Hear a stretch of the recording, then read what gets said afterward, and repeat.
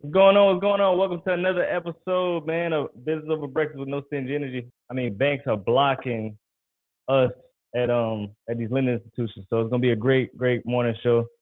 Uh so my thoughts about that is, us as black people and minorities, we're talking about Mexican Latinos. We trying to make our way in America, but lending institutions keep putting their thumb on our back, man. I'm just trying to figure out why. I'm talking about I was looking it up earlier. It's Bank of America. Wells Fargo done had these issues. Now it's Navy Federal. So I'm just trying to figure out if racism, slavery, all these things been over for years. Why are we still having these issues today in 2023 and 24? So I think we're going to talk about it today. We'll get down a little deeper into it. I'm excited about it. I think it's a conversation needs to be had, especially moving forward in 2024. We got to figure out how can we win in these situations instead of losing. Everybody want to see us lose. We got to figure out how to win. Got to figure out how to fight against everybody else because it seems like everybody else want to put us down. So welcome to the show. It's going to be a great show. My name is O'Neal Parker, real estate investor, entrepreneur out of Lafayette, Louisiana. I've been investing in real estate since 2016, full-time entrepreneur since 2020. I do all things real estate, but I love rentals. I love getting money from banks. I'm trying to figure out what's going on here. And I'm also the owner of Leverage to Wealth. I'm teaching people how to leverage where they are currently in their life to get wealthy in real estate. So that's me. I'm welcome to the stage my co-host, Mr. Byron. What's happening? What's happening, man? Listen, my name is Byron, real estate investor out of Houston, Texas, primarily focused on the wholesale space, do a little bit of creative finance, fix and flip, new construction, new to the build to rent space. Excited about that. Not excited about this news that we heard over the weekend, though. Oh, definitely not excited about that because, here's the deal. I did do some deeper looks into the data, right? I looked deeper into the data and, what I'm realizing, is that this issue is not just an issue with Navy Federal. It's been going on. It's nothing new, right? And so my thing is this. I think where we would win in this conversation, just as we do in a lot of the conversations that we have on No Stingy Energy, Business Over Breakfast, is I want to see what are the things that we can put in place. What are some things that we can utilize to better position ourselves to be competitive in the marketplace, right? Regardless. Because obviously, guess what? We can sit and complain about what these people want to do with their money all we want to. Yeah. But I'd rather have the conversation centered around what are some of the things that we could do to better position ourselves to be so competitive that we are undeniable whenever we walk into these institutions, right? And so that is the mindset that I want to approach this conversation. But at the same time, I definitely want to explore. I want to explore how we got here. What are some mitigating factors that we can look at that can kind of prevent these things, and all of the things. So I've heard both sides of the argument, right? I heard both sides of the argument. I'm going to start with the other side of the argument first. Well, before you go too far, you said something that we got to make sure when we walk into these lending institutions, we're undeniable. So we got to realize a lot of people are undeniable when it comes to credit, income, money for the down payment. They check all the boxes. The boxes are missing. I mean, the boxes that's really denying them is the color of their skin. Because we got to figure out, we got to keep it real. Why are they even asking what's your race in, when you fill out the application? They always asking that. If you pick other or you pick white, bro, if you got a regular name like Tyler, William, Lewis, bro, you accept it. You got a name, let's just say Byron. I never met a white Byron. I have. So that's telling me that he's black. So 9 times out of 10, you a little bit lower than William from the gate, just from your name, and you check the boxes that you black. We got to keep it real though. We know a lot of black people that have checked all the boxes, but the color of their skin is the biggest negative. Like I'm talking about in 2023, some of my students in my mentorship group went to a bank, and I'm talking about multiple people, not just one or two. Multiple people got the same story with the same lender. Are you sure you want to get in real estate? Why you want to get in real estate? I don't think you want to get in real estate. This is the lender telling clients that, and they check all the boxes. I'm talking about over 700 credit score, got a W-2, making money.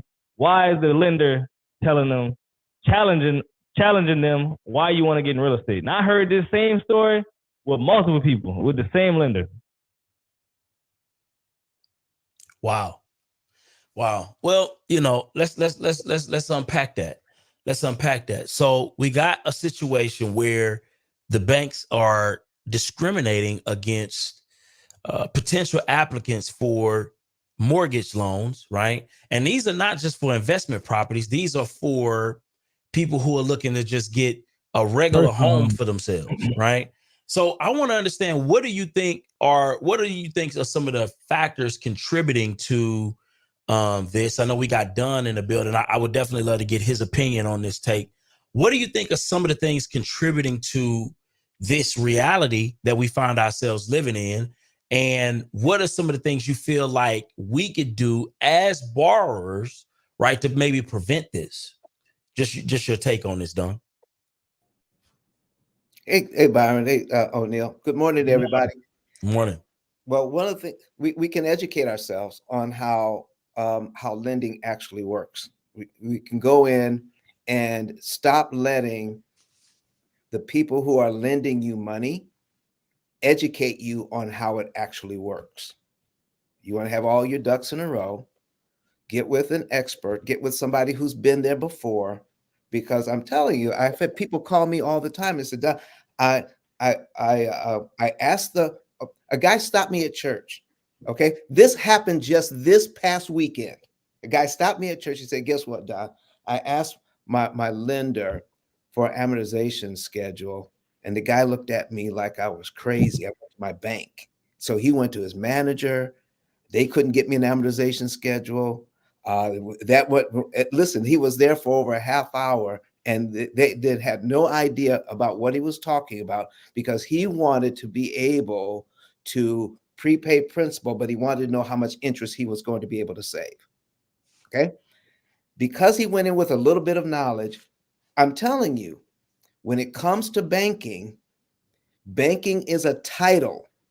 Even Flame will tell you this. Banking is a title. These people are salespeople selling products. They're not bankers. They're not. They know nothing about banking. All they know is what they've been taught and how to sell products, period. So when it comes to the nuances of banking, you can't go to the bank to get that knowledge, because it isn't there. Only the bank owners have that knowledge, not the employees. So get your information prior to going. That's my 2 cents. Wow. Amazing. I know we got Darby in the chat as well. I would love to hear his take on this, because at the end, and also anybody, I put the link in the chat. If anybody wants to join the stream, we definitely want to get a variety of opinion on this. We want to get a variety of opinion on this. So definitely hit the link and join in. But, when we're thinking about banks and how they are advertising these products, one thing I did hear, right? And it said that in my research, it said that a lot of these banks use automated systems to generate approvals, right? Because, especially when you're dealing with these bigger banks, a lot of the bigger banks utilize automated systems that generate approvals, and they don't take into account all of the variations that may go into making a decision on whether or not an applicant is qualified or not qualified. And because of that, when you're walking in on some of these bigger institutions, if all of the things don't line up, right? If all of the things don't line up, you're already open for a denial within itself. So that's one thing that we got to look into. That's one reason why going to some of our local brokers can sometimes be a little bit more advantageous for us whenever we're navigating these particular spaces. So that's number one. Number two is we also have to know that sometimes it may take us going to some of our local banks, right? Some of our local banks, opposed to some of the larger national banks because a lot of those products, let's just keep it real, right? They're real cookie cutter, right? And they may be racially biased. They may just be racially biased. So if we looking at all of these different factors, what are some of the things that we could do to better position ourselves to be competitive? That's what I want to know. You know what I mean? So, what is your take on that particular piece? You know, and I know that it's some unfairness in the banking. I know that, right? We all know that. But what is your take on some things that we could do to make ourselves, you know, I guess, put ourselves in better position? Yeah. I would say, you know what I say most times, let's start with education. You know, us as homeowners, want to be homeowners, we don't have education when it comes to ownership of anything. That's anything. Let's talk about cars. We don't know how to operate credit cards. We just struggle with financial literacy. That comes from, that's all black. You know, I'm not saying all black people. Majority of black people struggle with financial literacy. Most black people don't know that just because I've been banking with Chase for 30 years, that doesn't mean that's the best place to go get my mortgage for my house. Just because I've been banking with Chase for 30 years doesn't mean they're going to give me the small business loan that I need to start my business. So we have to know what are the best banks to go to for certain things, right? Like a business credit card, the best place to go for that is Chase. For me to get a personal mortgage on my house, the best bank is not Chase, it's a smaller bank. The best place to get a personal loan is not going to be Chase, it's going to be a smaller bank. So we have to know which banks to go to for which products that we need. But most people don't have the information. That's like less than 1% of the community. So that's kind of hard to educate our people on that if our people don't search for that education either. So it's really on the individual, not on the community. But that starts with self. If you're interested in something, you know, if you're interested in anything, do your research and don't ask people that's not in the business that you're doing. You know, typically, let's just say, Byron, I'm looking to get a new house. I'm going to go ask my homeboy that never bought a house before, what's his thoughts on that? So we got to figure out how to get better information on the things that we want to do. Do not seek people that's never been in that position before. Don't seek your parents because 9 times out of 10, they don't have the information that you need today. They bought a house 40 years ago. Shit is not the same that it was 40 years ago as it is today. So we got to put ourselves in better positions to get information from the people that's where we're trying to go in life. And that's just with anything. And I think that's where it starts. You know, I love it. I love that you said that. And the reason why I love that is because, you know, it's funny. I had a couple conversations over the weekend and, you know, I was talking to people who are looking to get into the new construction space. Right. And one thing I realized when you are looking to get into new construction, you're looking to do fix and flips. You're looking to do buying holes. Do you know that each one of those products have banking institutions that will lend to those things in completely different ways? And here's the thing. Some banking institutions will look at your fix and flip and thumb their nose at it and be like, nah, that's not what we do here. Right. And a lot of us will internalize that. We'll personalize that and think to ourselves, dang, are they discriminating against me specifically? Are they against what I'm trying to do? But no, it's just that particular bank may not be favorable for that particular product. So what we have to do before we start giving up our social security, before we start giving these folks our date of birth and all of these things, let's go in there and have an open and honest, shoot it straight type of conversation and ask the bank, hey, bank, what type of products do you have? Number one, what type of products do you have? And do you fund these type of projects? If you do, then okay, great. We just passed this milestone. What are the requirements? What are the requirements, right? Or what is the perfect avatar, or what does the perfect situation look like, right, for the person that you are looking to lend this particular amount of money for this particular product for? What does this person need to look like? What's the situation need to be? They're going to tell you. They're going to tell you, I need that person to have a credit score of 650 plus. I need for you to have at least $50,000 in the bank, right? Now, here's the key thing about this. This is the scary part. A lot of us, when we go into these banks, instead of asking these questions first, we go ahead and give them our social security. We go ahead and give them all of our bank records, all of our statements. We fill out the application, and then we why find you out this think that information. is? Why you think that is, Byron? Why you think they do it? Because the banks are going to ask you for these things. They No. trying to get you out the way. They want to pull they want to get all of your information.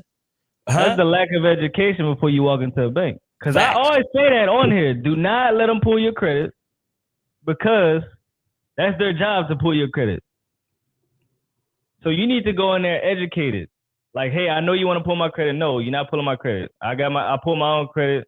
It's between 700 and 750.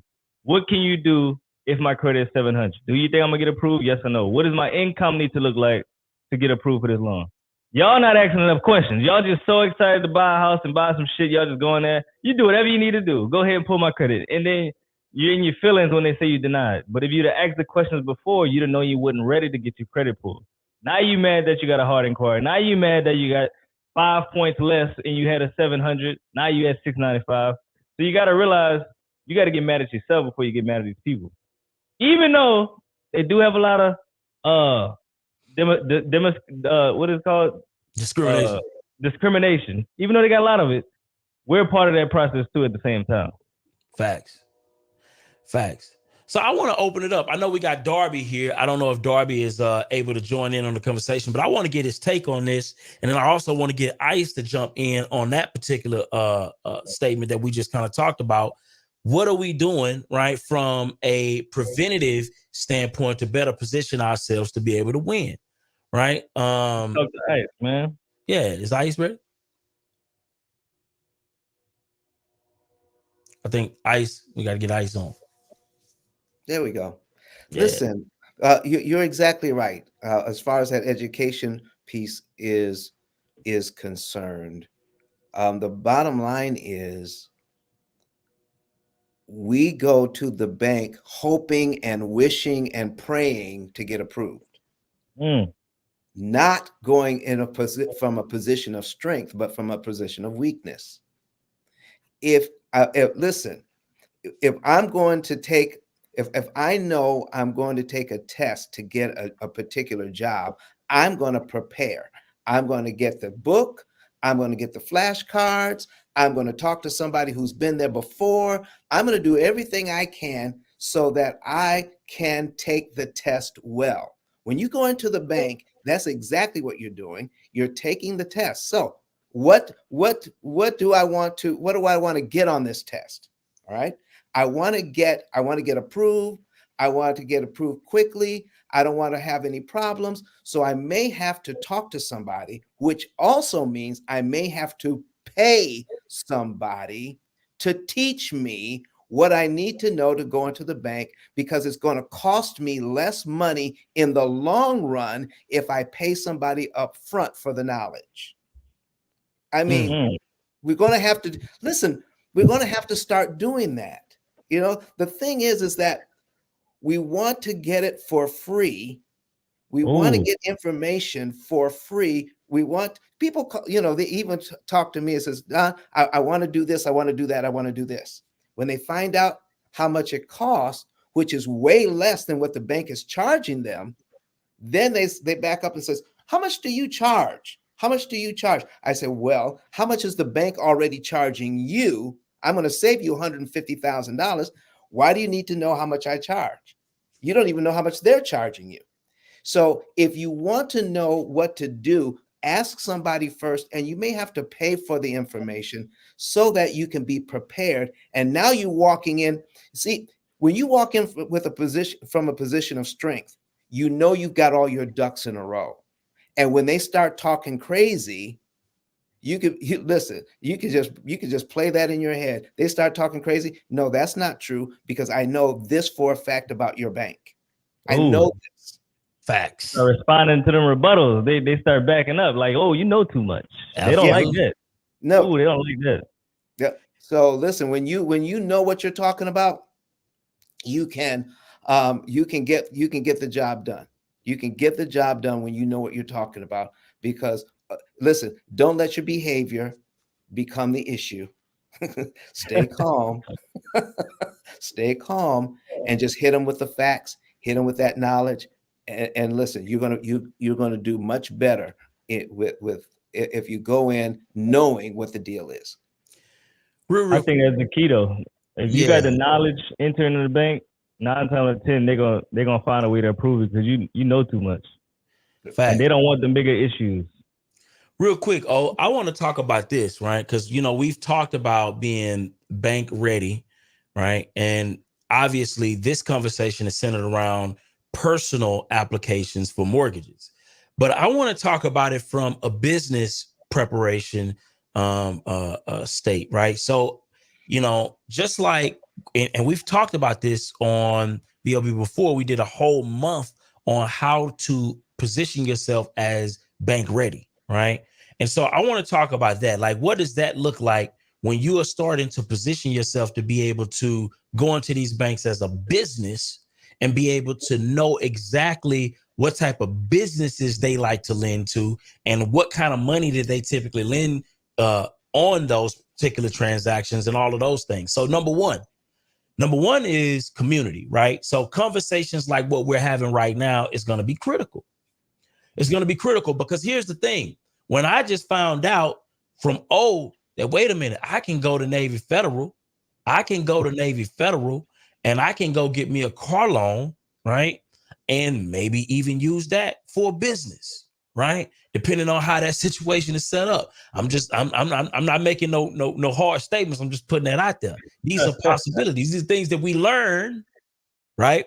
These are things that we learn on our journey by building community, right? So we want to, number one, educate ourselves and get enthralled in building community, right? Because you can pick up those nuanced things that you may not be able to find on the internet because it's nowhere on any of these websites where they're going to tell you about how to run different plays.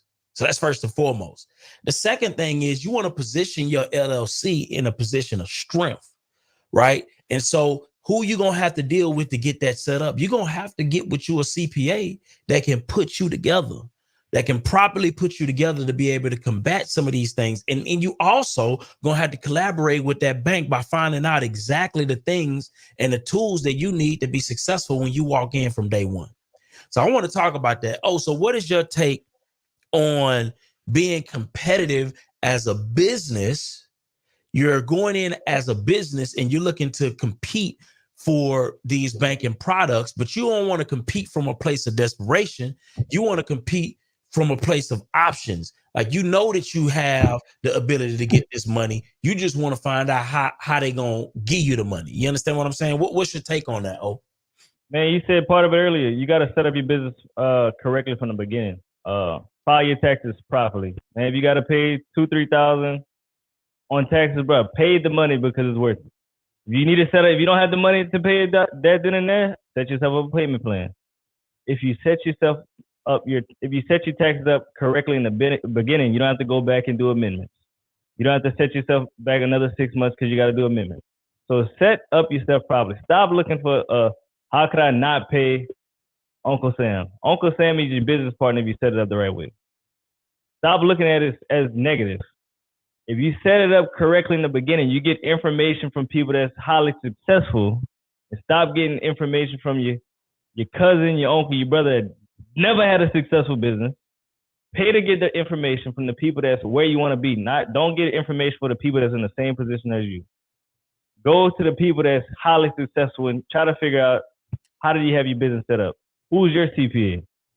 Because I need that CPA because I'm trying to be where you are. When you set your business up correctly, the banks can't tell you no. When you set up your business correct, you good. They don't have to be like, it looked like you made a lot of money, but you wrote off all the money that you made. So we can't. You would have been approved for $100K, but we only can give you $5 because the way your taxes set up. But if your taxes were set up correctly 2 years ago, you would have got the $100,000. Low interest because your stuff is set up correctly. And you also got to realize that, I think we said earlier, all banks don't like your business. Like, some businesses love construction companies. Some businesses hate construction companies. Just because you said you have construction in your name, you automatically deny it. So you got to make sure you're doing the proper research before you walk in the bank. Is this bank the bank that's going to work for me? That's it. If you're not gonna work for me, cool. No hard feelings. What do you suggest? What banks do you know that's gonna work with me? So you gotta do is ask questions and have a conversation. Don't go in there aggressive. Go in there friendly, having a good time. Like, hey, you looking nice today. Got a quick question. I don't want to keep too much of your time.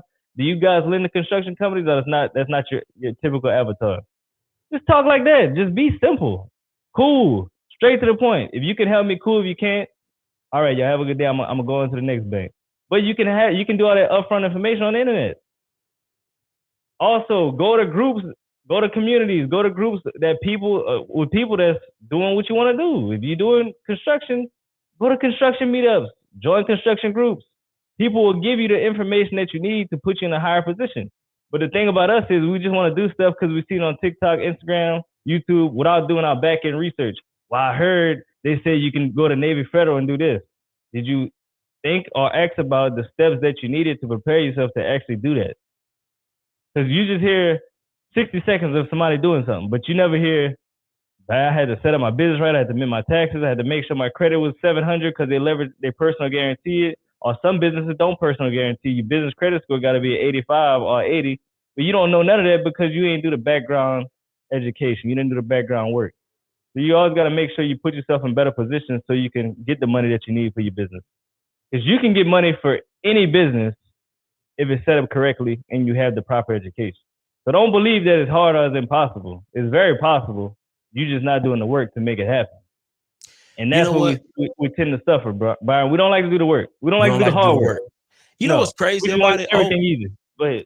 Once I've gotten to a community, and it's shout out to everybody in the No Stingy Energy community, man. Matter of fact, I want everybody here, man, if you can, just go ahead and put a fire emoji in the chat and celebrate yourselves, because here's the thing. We have been doing the work. And how do I know we've been doing the work? We've been doing the work because I have been getting the information from this community that has helped me elevate. Okay. So a lot of these stories that we hear, that I hear here and I learn here, right, has helped me to elevate in real life. And so I say that to say this, right? Once you understand what these banks are looking for, a lot of times it's not that difficult. The things that they ask for don't even be that difficult. So we're not even finna overcomplicate this thing. They just want, listen, instead of you coming in with this document, they just want that document, right? Instead of you showing that you got this much money in the bank on a new construction deal, they may not even care if you got this much money. Just show that you've done this many projects in the past, right? Every institution is different. And the good thing about this stuff is they give you the answers to the test if you're willing to ask, number one, right? If you're willing to just go and ask before you just start applying for stuff, they're going to give you the answers to the test, right? And then on top of that, another way to kind of increase your position, right, is community. Right now, everybody in here need to be looking at the chat, all of those fire emojis in the chat, and figuring out ways that you can get in contact with these people. Why is that? Because I promise you, everybody that's in the chat with the fire emoji, those people are trying to learn something just like you. And they have figured some stuff out just like you. And it may be something that don't benefit them, but may make a generational life change and life shift for you. And they didn't take it for granted because they can't even use that right now, but it's an amazing gem for you today. You see? And so that's why I say community is critically important as we navigate, because guess what? What we found out for sure is based on what CNN was saying, that these folk ain't trying to give us no favors. I hope you are not disillusioned, but these folk are not trying to give us no favors. Everything that we have to get, we're going to have to take by way of earning it and being overqualified. And if you understand that going into the door, the excuses don't even matter at that point.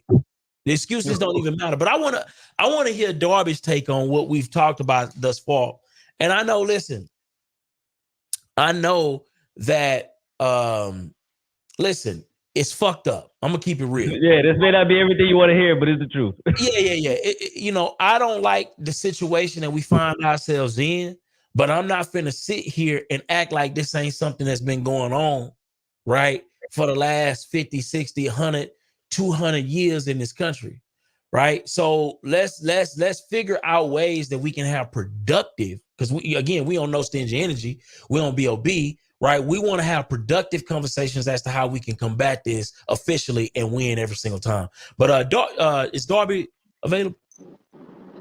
Yeah, what's going on, fellas? What's happening, man? What's What's going on, your man? thoughts Good on this morning. conversation, man?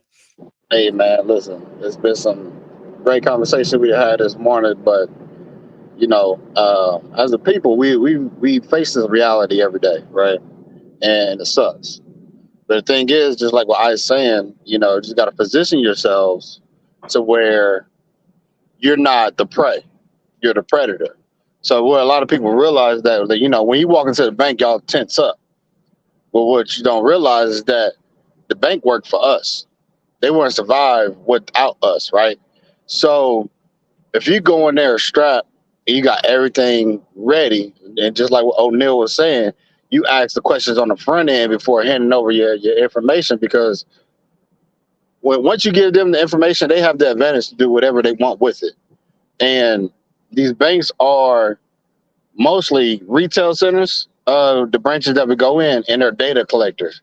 They are not really the ones who cause the shots, because the ones who cause the shots are not there. You got underwriters, you got appraisers, and so on and so forth, and they work hand to hand. All they is the data collectors when you go into that branch, right? So that's one thing. I ain't gonna go too deep into that. Secondly, why isn't, as a people, we have several small and large, black-owned banks? Why aren't we penetrating those more, and why aren't they marketing more? We had a big marketing spill over the whole George Floyd situation, and it died off. And it kind of sucks because they out there, and they seem to be. I'll say they seem to be, the advantage for us. Like, hey, bank black, you have more advantage. They're not advertising a lot for us, so therefore we don't know of. So how can we put our money into those banks to where we feel more safe and secure? So I think as a people, we got to figure out how to, monopolize our own community and stop depending on a lot of others, because they're going to discriminate and scrutinize against us, any way, because they don't want to see us win. Only because some of them feel like they're going to become the minority rather. And I'll just land there because somebody tried to cut me off on this freeway. You said some good things, man. You said some good things. So you said that, we got to know when we walk into these banks, we're educated. We know exactly what you need. We know exactly what's going on. That's same when it comes to appraisals, because we all seen the issue. A house got appraised. They had black pictures up. The house got appraised like $60,000 or $100,000 less. They ordered another appraisal. They took all the pictures down. The house got appraised $100,000 more. This happened to me before. I got a house appraised for $160,000, right? But myself, I'm educated. I know. Like, I provide them 6 comps. Like, where you getting these numbers from? Immediately, the house went from 160 to 200,000 because I'm educated and I know exactly what's going on. Most people are not educated in the things that they want to do. They don't want to pay the money to get the education. They don't want to take out the time and learn. They just want to rush. And then when they get the results that they didn't prepare for, somebody fucking them over. No, nobody fucking you over. You fucking yourself over because you didn't go and educate it on the process. You don't know what you're looking at. You don't know what they're looking at. You just going off of what everybody else said. You're going off what your mama said. You're going off what your aunt said, instead of knowing exactly how to answer the question that they have or how to know the answers to the test.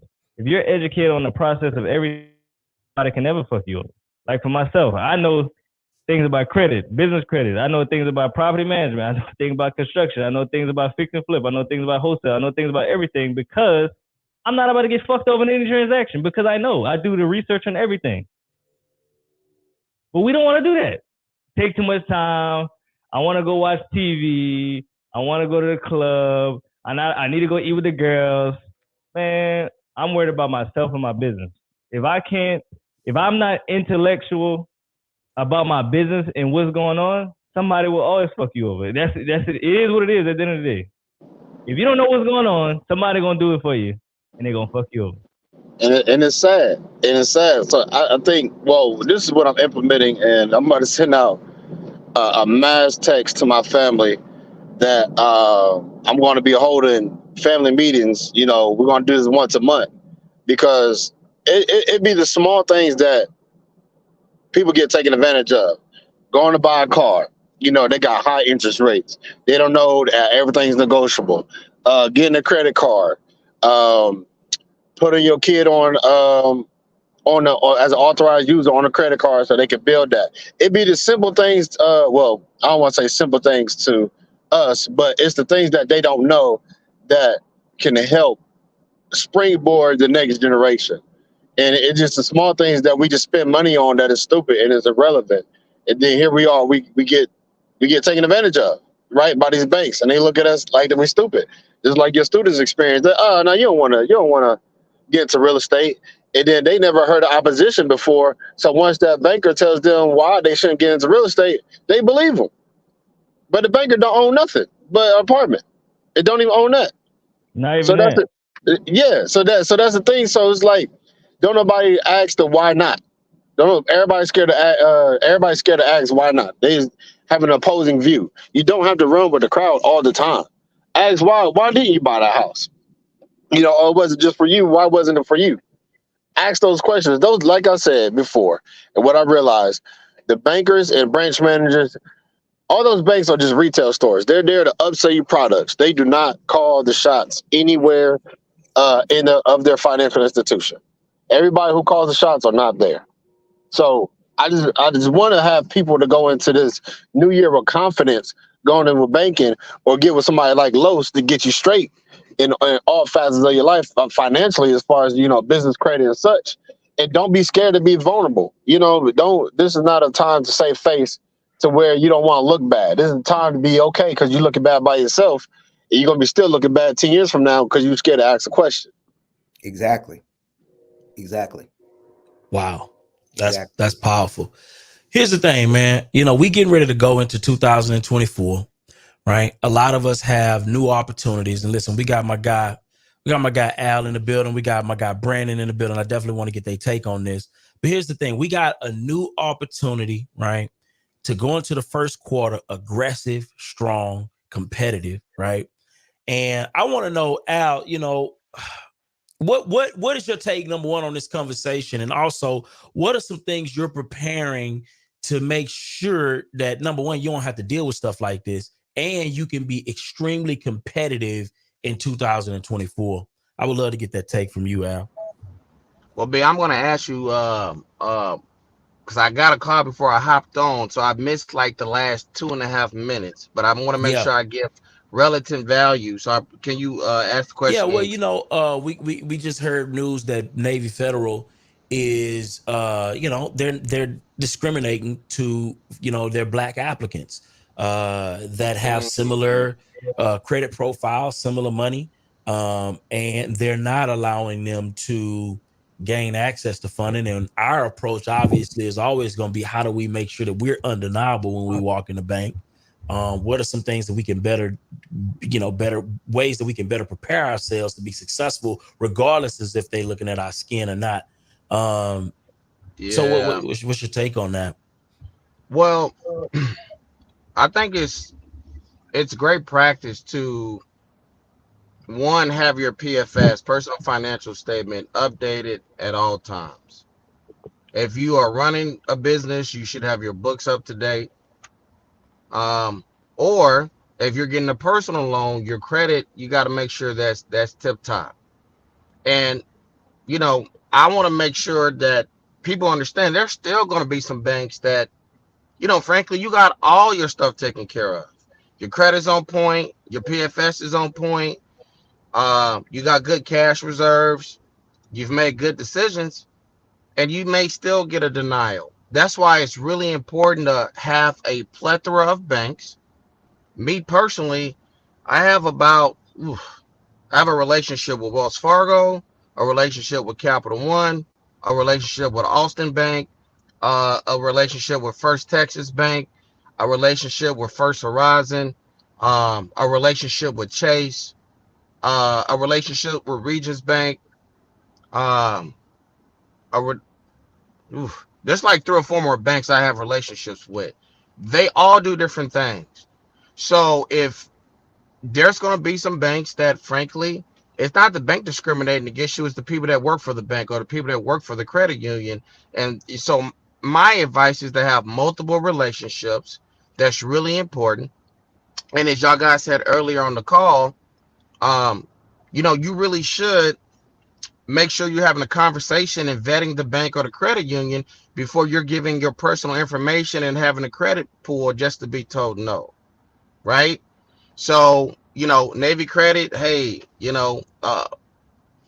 they should get whatever they should have coming to them. But that's how you fight against it, man. You got to make sure you have options. You got to make sure you know exactly what you want. Seek guidance, ask for help, and good things will happen. I think that was well said. O'Neal, what up, King? What's up, man? What's up, man? I like that. Seeing the sky when you drive, man. That's nice, man. I'm in the car. I got a dental appointment at 7:30, man. So I appreciate the value y'all bring to the community, man. Much love.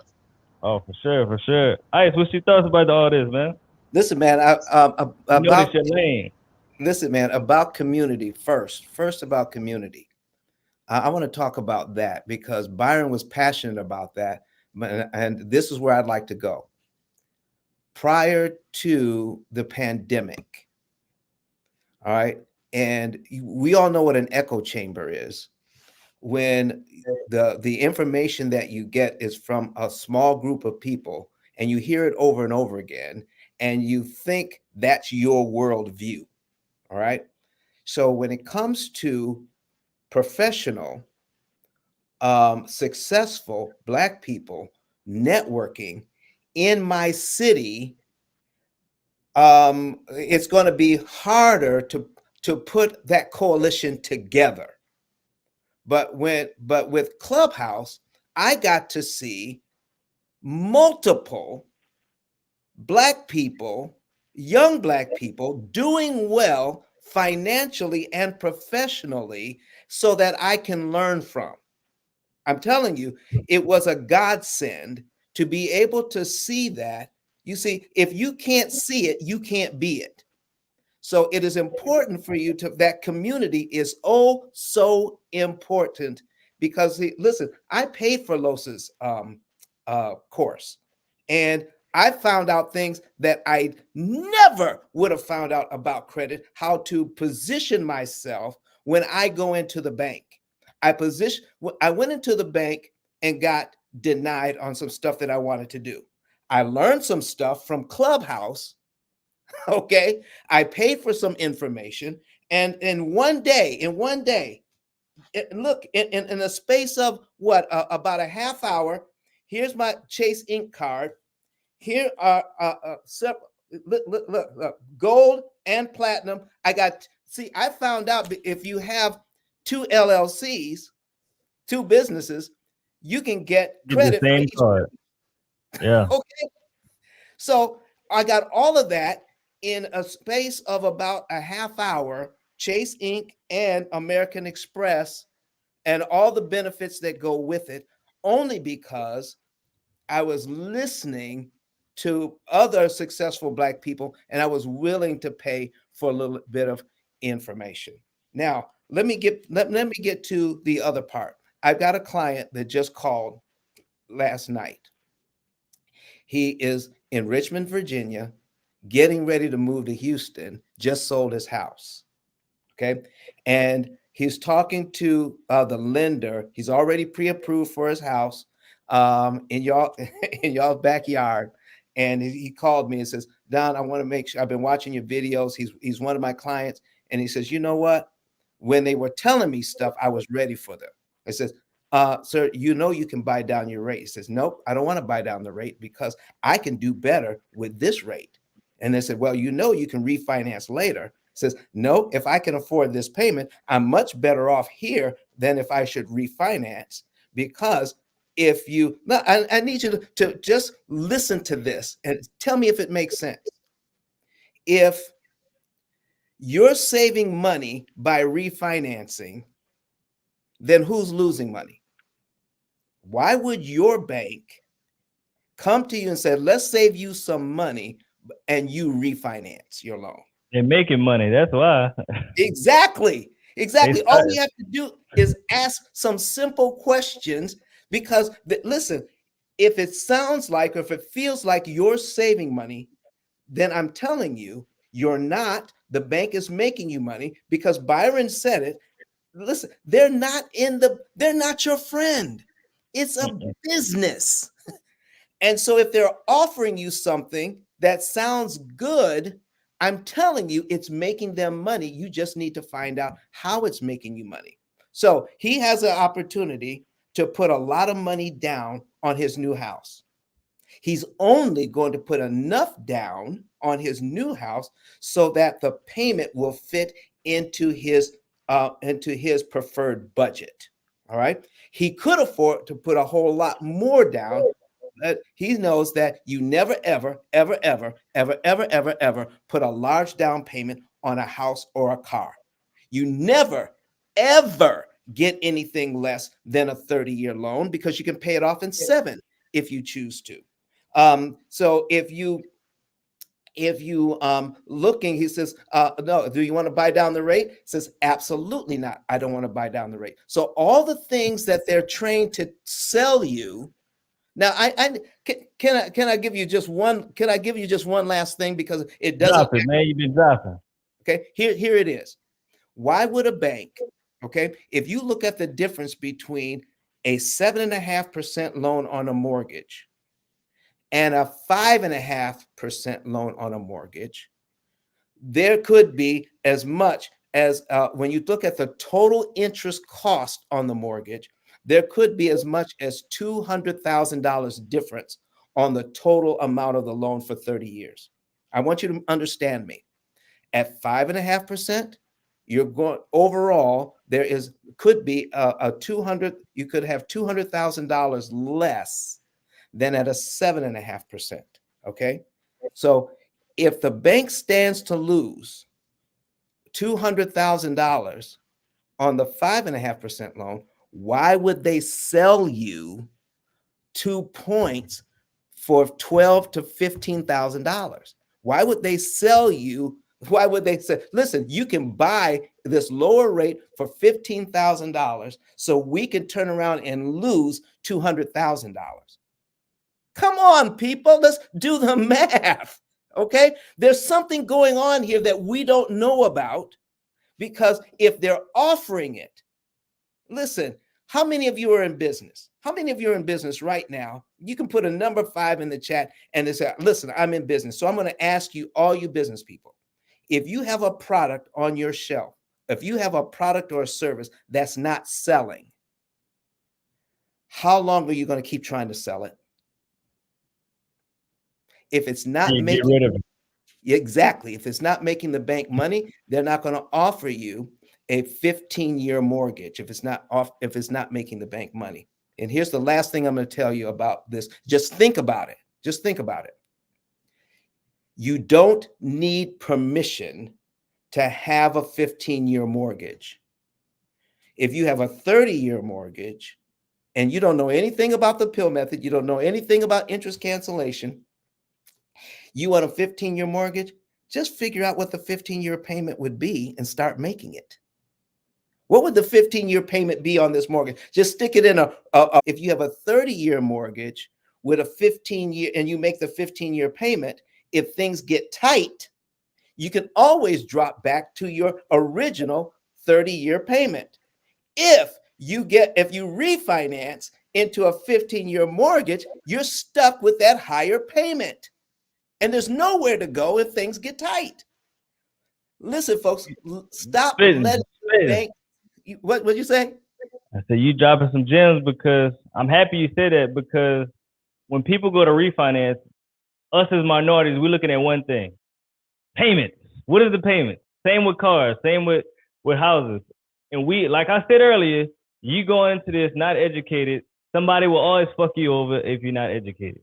That's all. You're looking at the payments. You're not looking at the interest. You're not looking at the total loan amount. You're looking at, oh, my payments will go down $300. Let's do it.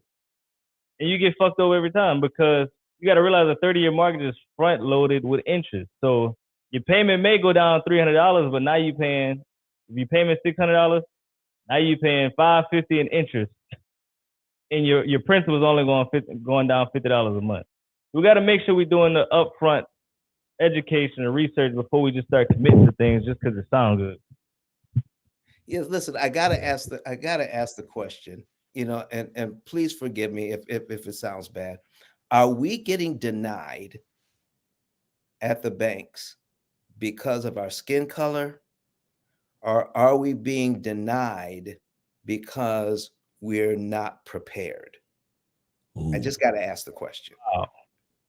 Ooh. Y'all put in the chat, man. What's your thoughts? Yeah. Not prepared or skin color?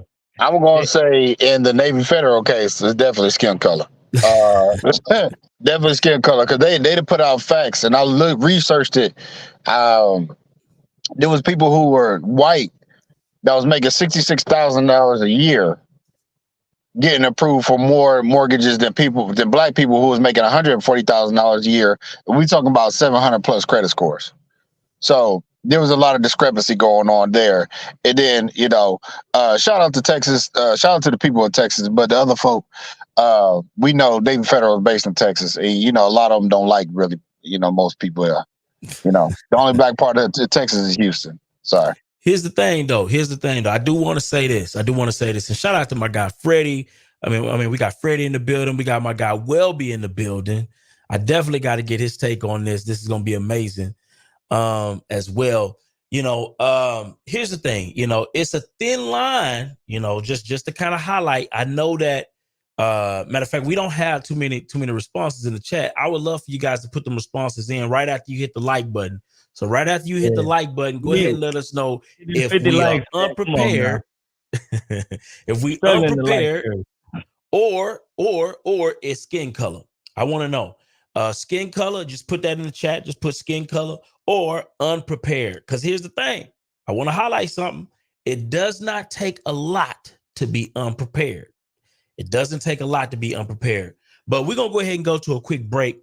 And then we're going to come back and hear what Freddie and my guy Welby has to say about this particular topic. I think it's going to be phenomenal. So let's go ahead and go to break. But go ahead and put your response in the chat if you can real quick. Matter of fact, it'd be nice if we can even put a poll up. We can put a poll up. I would love to get you guys' opinion on this. What's up, y'all? So most people struggle with sales. A lot of us in real estate, and we struggle with our sales. We struggle with follow, we struggle with leads, and we just basically missing out on deals. For me, I just got on Taskify CRM. They send messages out for you. And look, a lot of us have work. When you get off of work, you have hot leads ready for you. Make sure you check out Taskify CRM. I'm telling you, it automatically replies for you. And look, it sends you multiple messages. Like we're talking about drip campaigns, so you're not missing out on the lead follow-up. So make sure you check out Taskify CRM. Use coupon code NoStingyEnergy to get 10% off. I'm about to show y'all inside my CRM so I can see how it really works. Make sure y'all check it out. Peace. Yes, indeed. Yes, indeed. So, Welby, what's your thoughts, number one, on this news being that we just heard that Navy Federal has been discriminating against, a lot of their black applicants. What's your take on that? And shout out to Lois for the super chat. Appreciate that. Appreciate that. What's your take on that, Welby and Freddie? I want to definitely get you guys' opinion on that. I'm surprised that so many people are surprised that this is still going on. I'm not surprised at all. And I think that we all face it because some of the scrutiny that I even will go through, I got an 800 plus credit score. I got plenty of money in the bank when I'm acquiring my properties and stuff. And sometimes the level of scrutiny that you go through, you get baffled at the fact that you're still dealing with these type of things. So I'm more surprised that people are surprised that this is still going on. What do you think? What do you think is contributing to it? Do you think that we can do things, Welby, in your opinion, to better prepare ourselves to fight this fight, or do you feel like it's just inherently in the system and it's just going to continue to happen whether you're prepared or not? I mean, there's definitely things that we can do to be better prepared. Obviously, credit plays a major part. So let's start being mindful about credit. Let's start being mindful of the things that we're spending our credit on, especially when you're setting yourself up in preparation to acquire a home.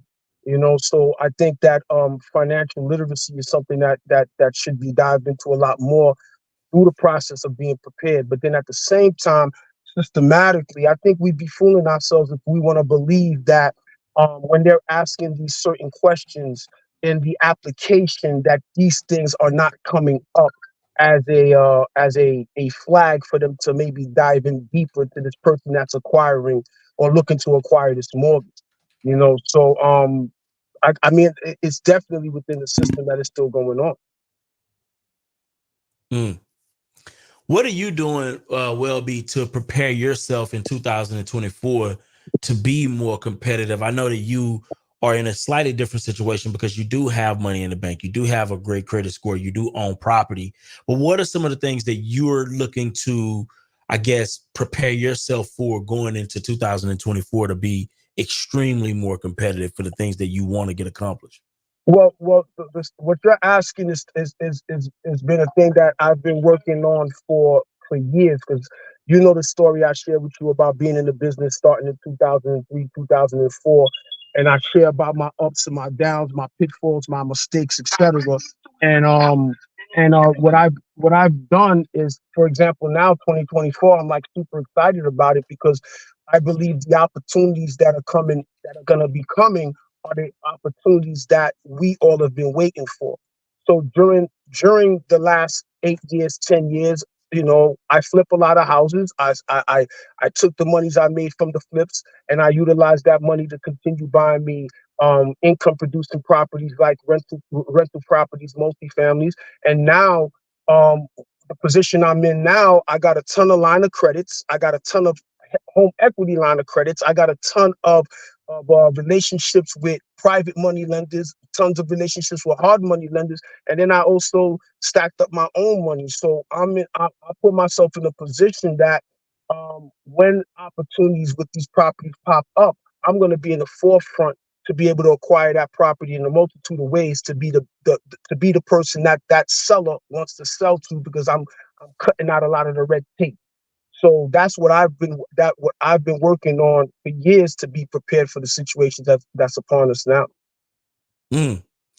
Freddie, what's your take on this conversation? I know we got Freddie in here. Freddie, what's your take on this conversation? And what are you doing to prepare yourself in these times? Do we have Freddie? I think you got to unmute. Hi, good morning. Good morning. Hey, I wasn't expecting a female voice. I ain't gonna lie to you. My take on it is, well, it was pretty shocking because Navy Federal should be for the people, and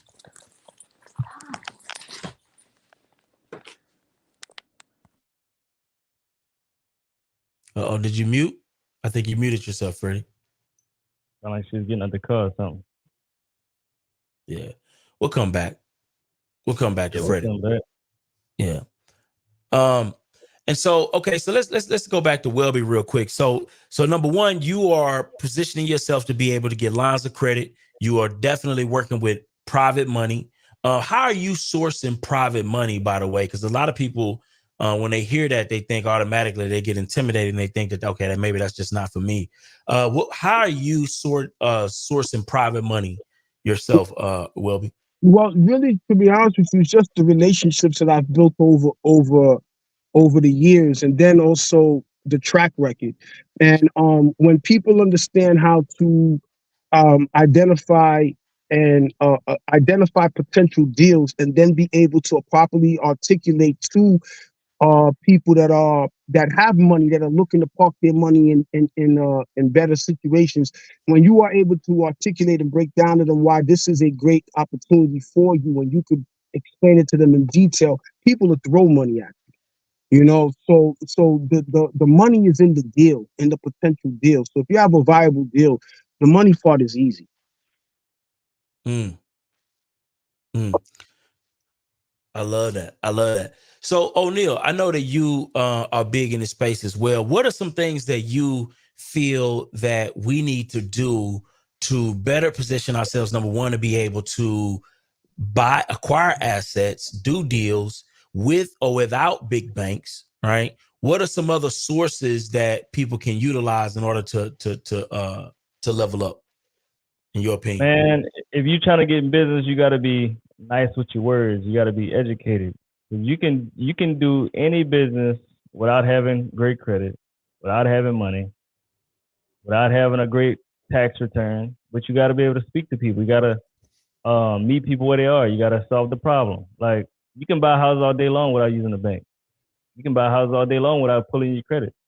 But if you don't know what the proper things to say on the phone, you don't know how to target those people's problems, it never work for you. You can use private money. Private money is just getting money from, like, let's just say I'm borrowing $60,000 from Byron. If I'm highly qualified, I know what I'm talking about, I'm educated, I know what I'm doing, Byron gonna give me the money. But of course, it may cost me a little bit more than going somewhere else. But at the end of the day, I'm still reaching the goal that I want to reach. I'm buying the house that I want to buy. I potentially make $20,000, $30,000. I may have to pay him a little bit more interest. At the end of the day, it don't matter. I gotta start where I am. If I'm not qualified to go get a mortgage from the bank, I gotta start where I am. I gotta seek other money. I gotta seek hard money because I don't have my shit together. But once I get my stuff together, I'm still educated. I can still use Byron. Now I can use the local bank. But that starts by us educating ourselves wherever we're trying to go.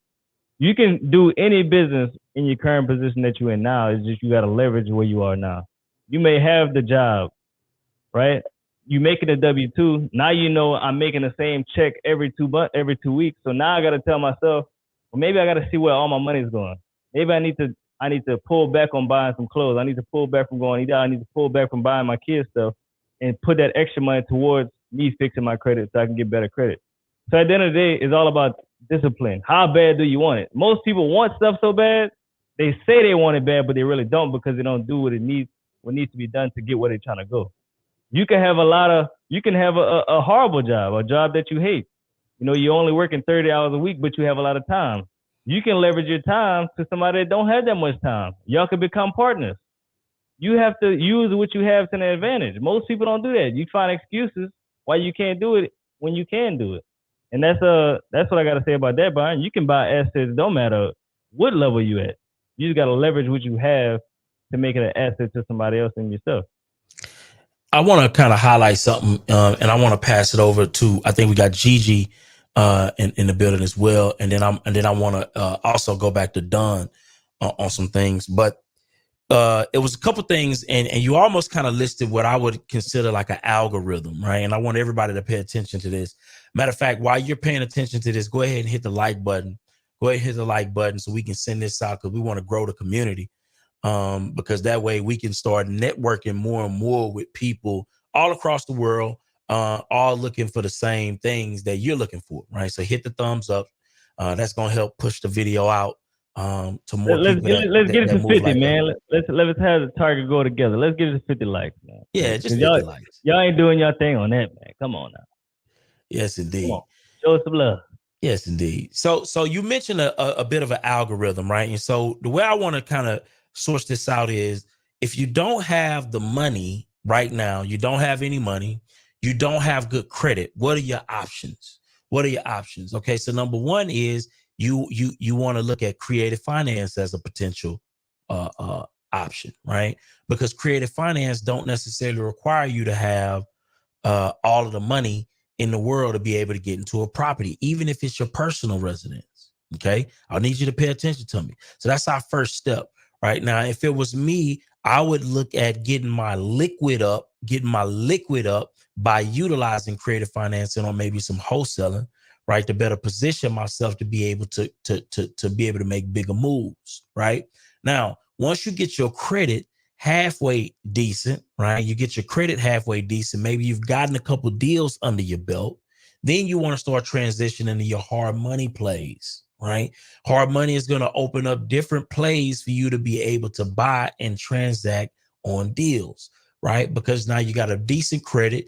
You may not have all of the experience in the world, but you've done a couple of deals, right? Now you're in the realm of hard money, right? Now, once you've done a couple hard money deals and you got a track record, again, you need to have track record. You need to have confidence about what you're doing, how you moving in the marketplace. Then you want to start positioning yourself to putting that stuff out on social media, not the conversation. No, we don't want to put conversation on social media. We want to put the actual projects on social media. We want to put the projects that we actually putting in work on social media. And then we want to start sourcing what we call private money, right? Private money is always going to be typically attracted to track record. They don't give a damn about credit as much as they give a damn about your track record. They want to know that if I give you my money, can you produce? Can you perform?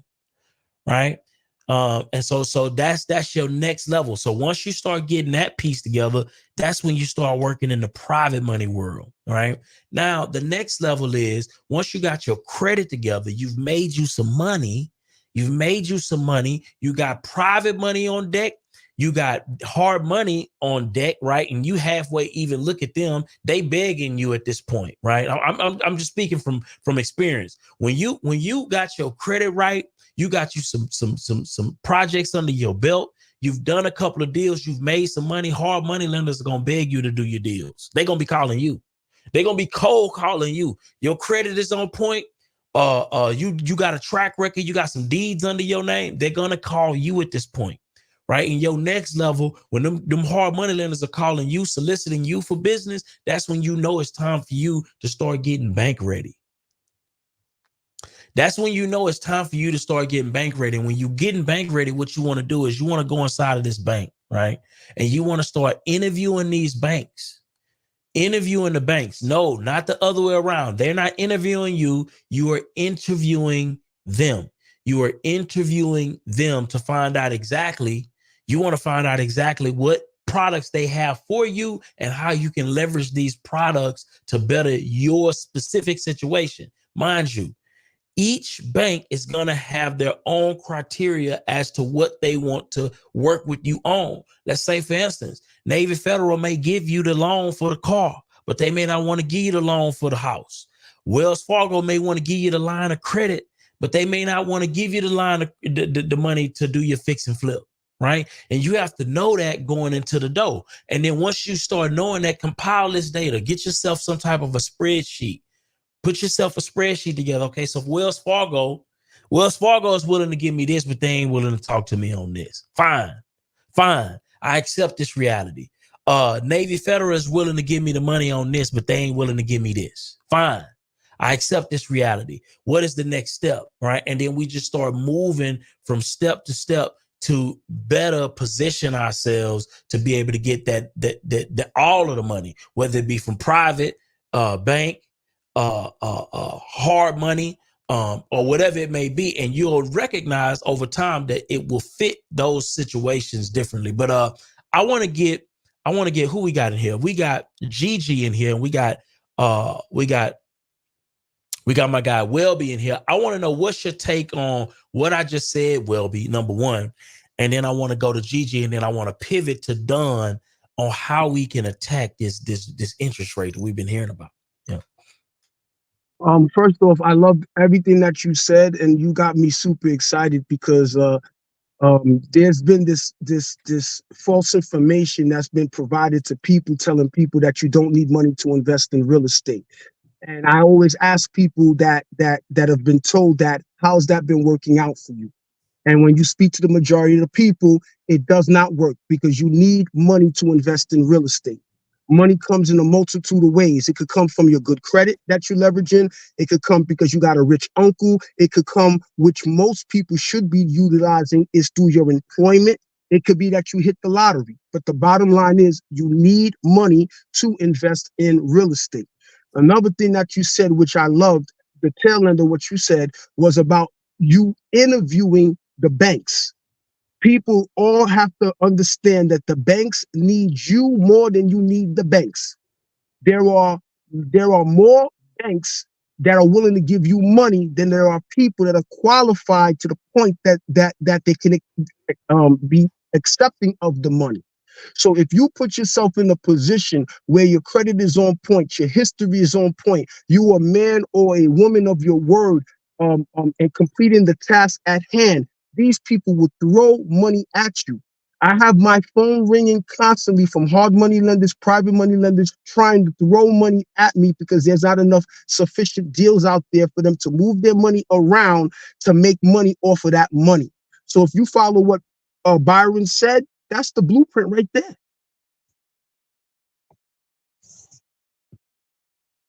Love it. Love it. Love it. Gigi, what's your thoughts on this conversation? Is Gigi with us? Gigi not with us. Gigi not with us. Cool. All right. So I want to pivot. I want to pivot real quick. Oh, and I want to talk about, here's the thing. We just found out that the banks are not our friends, right? We just found out that the banks are not our friends. And if we're being honest, we've known that the banks have not been our friends for a very, very long time, right? And my thing is this: how long are we going to beg folk to be our friends instead of positioning ourselves to benefit off of them not wanting them necessarily to be our friends, right? And we need to start doing things like this, because this right here, what we're going to talk about, what Don is going to bring up, is how we can stop letting the people who are not our friends stop participating in all of the benefits of our friendship, right? Without having to give us that same benefit of the doubt coming in, right? When we trying to build that friendship, right? So why are we going to reward them with more and more of our money when they act funny with us when we going in to try to get the money to better ourselves? So this is the way that I think we should be responding. We need to not only go in and be better prepared, but we need to also prepare ourselves to pay less to them on the opposite end whenever we do business with them. Don, can you kind of give us some insight on what it looks like when we not only are better prepared, but also we position ourselves to win with their money after they even give us the money, since we found out that they're not our friends anyway, right? Can we talk about that? Certainly, but I've got just a quick question. When was the last time you were denied a loan? Me personally, it's been a minute. I ain't gonna lie. There you go. O'Neal, same thing. It's you can't position yourself so that when you go in, listen, you don't get up in the morning saying, I hope I get this money. I know I'm gonna get that money. I know I'm gonna get that money. There you go. And you can put yourself in that position. And then when you get the money, please don't think that I am looking down on people who teach you how to get the money. Okay. But getting the money is just half the story. Okay. So when is the last time you paid retail for anything? Anything? It's been a minute. Okay. So when you buy a car, do you pay for what? Well, I pay retail for anything but real estate. Okay. I pay some real estate. I pay retail for some other stuff. You pay sticker for the car? You pay sticker? I'm gonna try not to. Exactly. All right. But when it goes to that money, Byron, we pay sticker price for the money. Sometimes we pay higher than sticker. Yeah. Sticker price. Whatever they're asking, we get because we're just so thankful to get it. So let me give you some examples here. Okay. And we're going to take a look at I want to blow up some myths if I can. Right now, I have a $420,000 mortgage at 7%. This is how much interest they stand to make on this loan? $585,000 in interest on this loan. You know how I know they're going to get it? Because 9 out of 10 people you know have never paid out off a mortgage. I don't care how old you are. I don't care how old they are. 9 out of 10 people that you know have never paid off a mortgage and will never pay off a mortgage. Right? And so they're going to get this money and more. So why would they turn around and say, give me an extra $12,000, $15,000? Okay. They're going to get that, and I'll sell you an interest rate for 5%. I'm going to sell that to you. So now we're looking at a total of $391,000. Okay.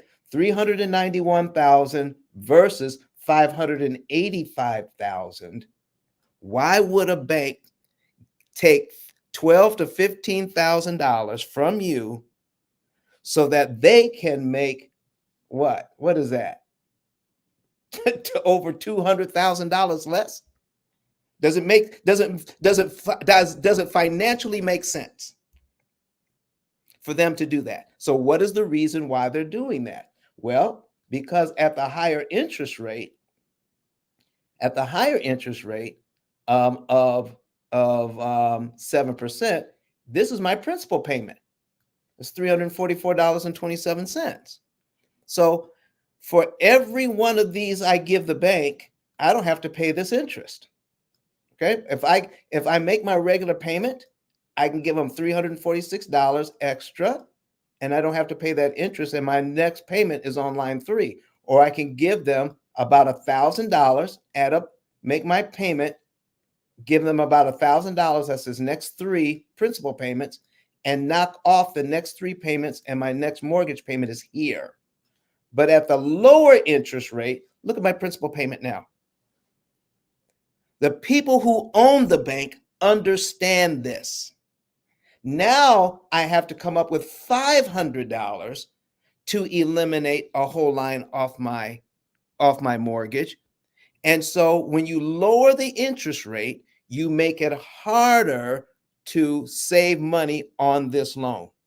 And the bank knows that. If the bank didn't know that, they wouldn't be offering it to you through their employees who don't know how an amortization schedule actually works. Okay. Now I'm going to give you a little bit of advice, and that's for anybody that's talking about finances at all. Whatever they're saying, if it sounds good, make them show you the numbers to prove what they're saying. I can't stress that enough. Make them prove what they're saying by showing you the numbers. I can show you the numbers. And see, here's why I'm telling you. Remember what I was saying about getting a refinancing to a 15-year mortgage? All right. Do you know I can change this number? All right. Let me duplicate this tab. I'm going to change this number to 180. Okay. This is a 30-year mortgage, but I just changed this to 180. That's 15. That's 15 years. Here is my 15-year payment. I can start making that. If I have a 30-year mortgage and if I can afford it, I can start making that payment immediately. I don't need permission to have a 15-year mortgage. Now, when is the last time you heard somebody say that? Just start making this payment if that's what you want. But if things get tight, I can always drop back to this payment because that's my 30-year payment. But if you refinance to this loan, you're stuck here. Does that make sense, everybody? So if you want to save money, put yourself in a position to save money. Am I saying get the highest interest rate available? No.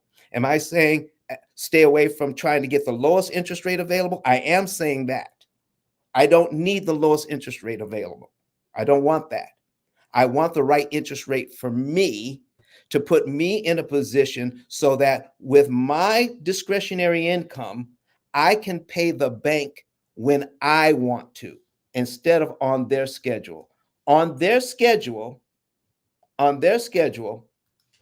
to get $344 worth of equity on their schedule, guess what it cost me?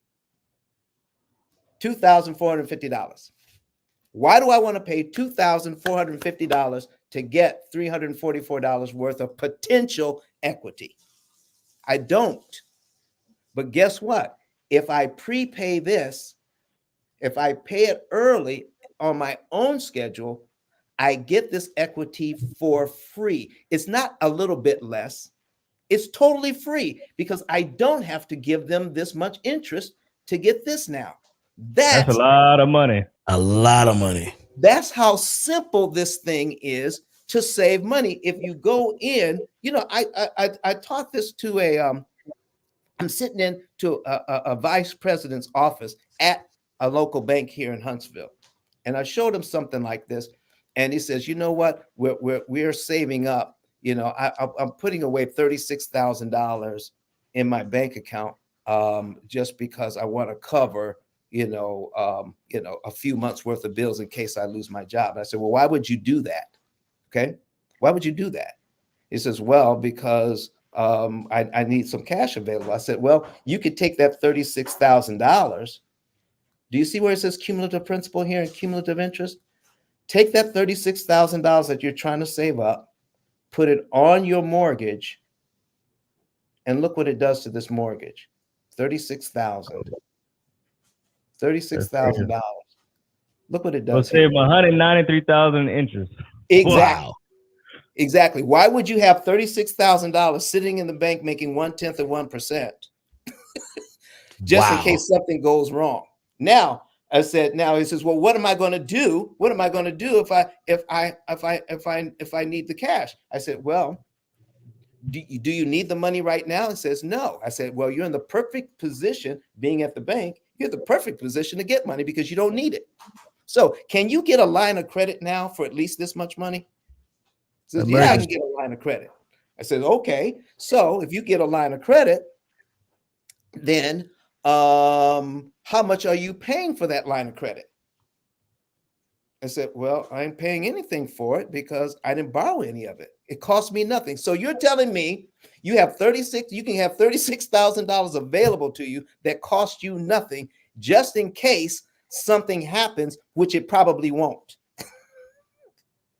Wow. It won't be a $36,000 problem. It may be $100, $2,000 problem. So Exactly. So but you saved yourself $193,000.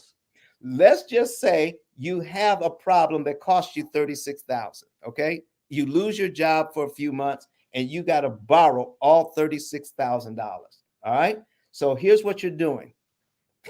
This is crazy. Watch this. We're going to put the $36,000 into the amortization schedule. I borrowed all $36,000. Okay, $36,000. All right, and I'm going to keep it at 7%. I borrowed $36,000, and I'm going to give myself 5 years to pay it back. 5 whole years to pay this money back. All right, my payment on this is $832, which I could easily make. This guy could easily do this. But look, if he didn't accelerate this, look at the total interest paid. The reason why we don't want to borrow money for emergencies is because we don't want to pay the interest. So in other words, what he's saying is, I would rather pay this not to borrow the money. Wow. Wow. Than to pay this to borrow the money. Wow. Tell me why that makes sense. If you're learning something right now, put some flames in the chat, man, because this is mind blowing. Man. Put some flames in the chat, man. It cost me $5,600 to borrow the money at full price. And I don't want to borrow the money because I don't want to pay interest. But I could take that $36,000, put it on my mortgage, and knock off 82 payments and save $193,000. This is what's going on every single day. Every single day.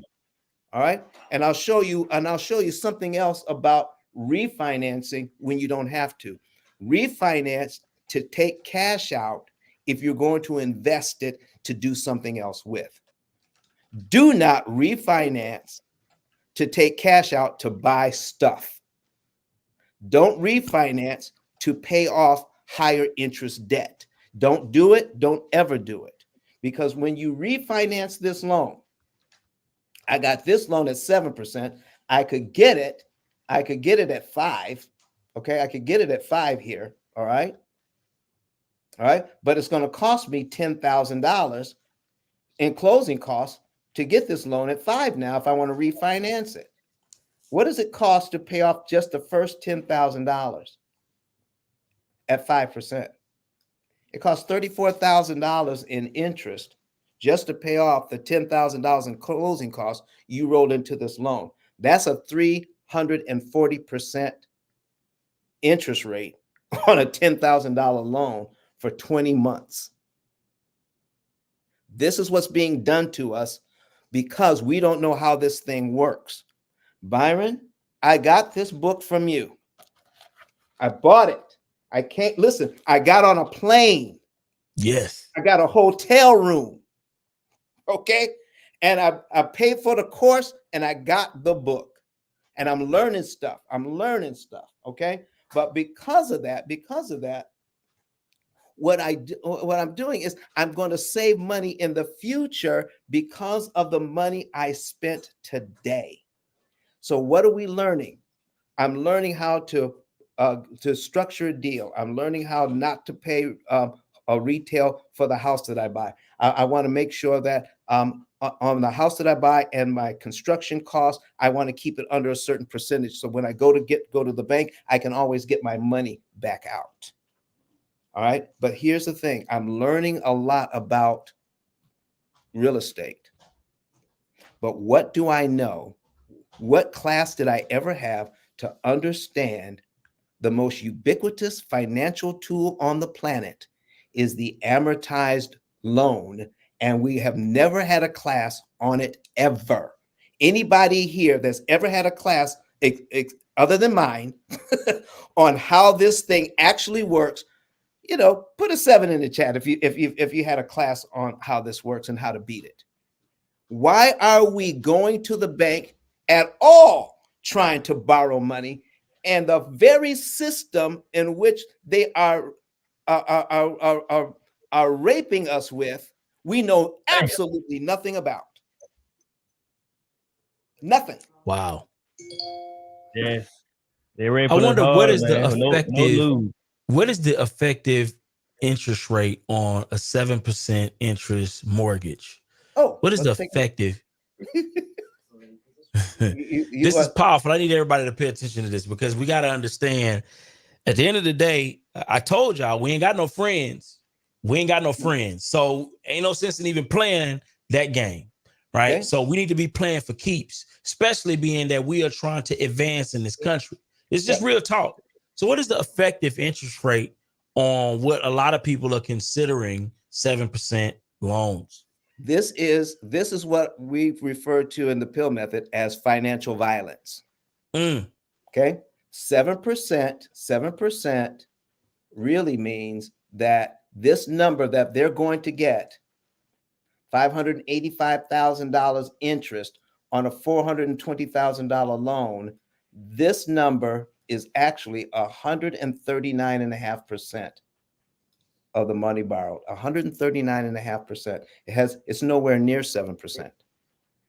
If anybody wants to know how in the world the bank does this, I can show you in just a couple of minutes. How does the bank charge this kind of interest every single month? They take you put my calculator on the screen here. They take the 7% interest rate, 7%, and divide it by 12. That's the number they use.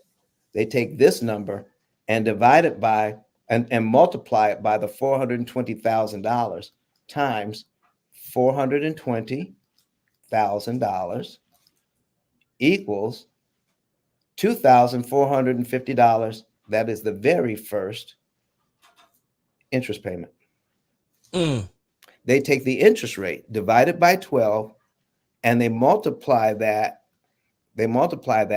by whatever your balance is every single month. So what is this 30-year mortgage? It is not one mortgage. Because of how they set it up, it's 360 separate mortgages every single month. Damn. It's a brand new mortgage every month. Because see, here's how it goes down. Oh, well, I paid on the mortgage. I put $344 on my mortgage. I gave them $2,450 to process the payment. Okay. And I still owe this. And so now they're going to take 1/12 of my interest rate, multiply it by this, and now my next interest payment is less than $3 than the first. That's what's going on. We need a whole class on the very system that's charging us money, especially real estate investors. Real estate investors need to stop ignoring the interest cost on these loans as the cost of doing business. If you're trying to lower the cost everywhere else, why not lower the cost here and make more profit? Wow. What's your thoughts on that, O? It's mind blowing because we paying way too much for the money that we borrowing. So I'm thinking about, like, if I got an extra $3,000, I might as well put it towards my mortgage because I'm saving money. You know what I'm saying? So if you got extra money per month, you might as well throw it towards your mortgage because, like, they raping us for real with no lube. Like, listen, it's dry. This hurts to see. You want to. Now we're going to break it down even more. Okay. And here's the last piece of the puzzle. Whatever money you spend, you want to get the biggest bang for your buck. Throwing money at your loan, but not knowing what you're getting for it is a huge, huge mistake. Every one of us, and somebody may be listening to this and says, I pay extra on my mortgage every single month. I said, well, great. How much interest did you save last month when you did that? The answer will come back, I don't know. And that's a problem. If you don't know how much interest you're saving with your money, then how can you optimize or do better with the money that you have? You need to know what you're getting so that you can optimize. You can't optimize what you cannot measure. And the whole thing here, ladies and gentlemen, is that we have been taught not to measure our results when we do something. We're taught that. So we're truly okay with paying that extra $100 or $500 or even $1,000 a month on the mortgage. You're truly okay with that. And the bank never has sent you a receipt saying, thank you very much for this payment. Here's what you received for your money. We don't do that anywhere else except in banking because we're conditioned to give them money without knowing what we're getting for it. And it's time out. It's time out for that. We need to stop it. Whew, my God. How you feel about this, Byron? You know, it's wonderful insight because at the end of the day, right? Why should we give banks that don't halfway want to give us money, want to treat us funny when we walk into their establishment? Why do we want to give them any extra money? Why don't we want to position ourselves to be able to pay less interest over time, right? Because the way the system is set up right now is it's set up in a convenient way for you to pay double, if not more than double, the amount of your house in interest over 30 years. Why are you going to go in there and apply to them people program when they halfway don't even want to give you the money to even be a part of the program to begin with? Why not position yourself in a position of power Okay, you want to act like that? Cool. Well, guess what I'm gonna do? I'm gonna pay a little by little to decrease the amount of money that I'm overall paying you over time. And instead of paying you double what I pay for this house, I may pay you, I don't know, tens of thousands of dollars in interest, opposed to paying you hundreds of thousands, if not more, in interest over time. So that's my take on it. I think we need to be thinking strategically. How can we save more money, right? And be more savvy investors overall. That's my take on that. I want to know what the people think, man. Somebody come up that's in the audience. We want to hear what y'all got to say. Because listen, somebody on one of my examples, somebody put in the chat that I put 50 payments instead of 60. They were exactly right. The payment would be $712. Okay, not 800. I put 50 in by mistake because I have fat fingers. That's all that happened. Shout out to Bugs and Bites, man. So thank you for pointing that out, Kimberly. Yes, indeed. Shout out to Bugs, and for the Bites. super chat. Appreciate all of the super chats. But I want to hear. So does it make sense to recash your mortgage? Is it a better option than refinancing to lower your monthly payment? Can you tackle that piece? Because I know you've spoken about that before, Don, about you don't even think that we should do a refi. Is that correct? Unless we pulling some money out to run some other plays. I think you're on mute. Exactly. We listen. Whatever you're doing, you want to make sure that you want to look long term. What is going to be my overall cost on this?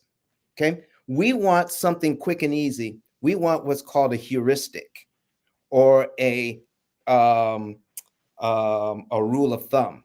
We want to do the one thing, and there is no, here is the one thing to do. There is something to do with every single situation that you may be in, and the situation may change. So the very thing you're doing this month, you may not do 3 months from now. So trying to find out the one thing to do is the wrong way to look at it. If the mortgage that you're paying or your car loan is constantly changing, and the bank has a way to make sure that they can extract the maximum amount of interest from you, no matter how much you owe, then your function would be, what is the main thing I need to do this month?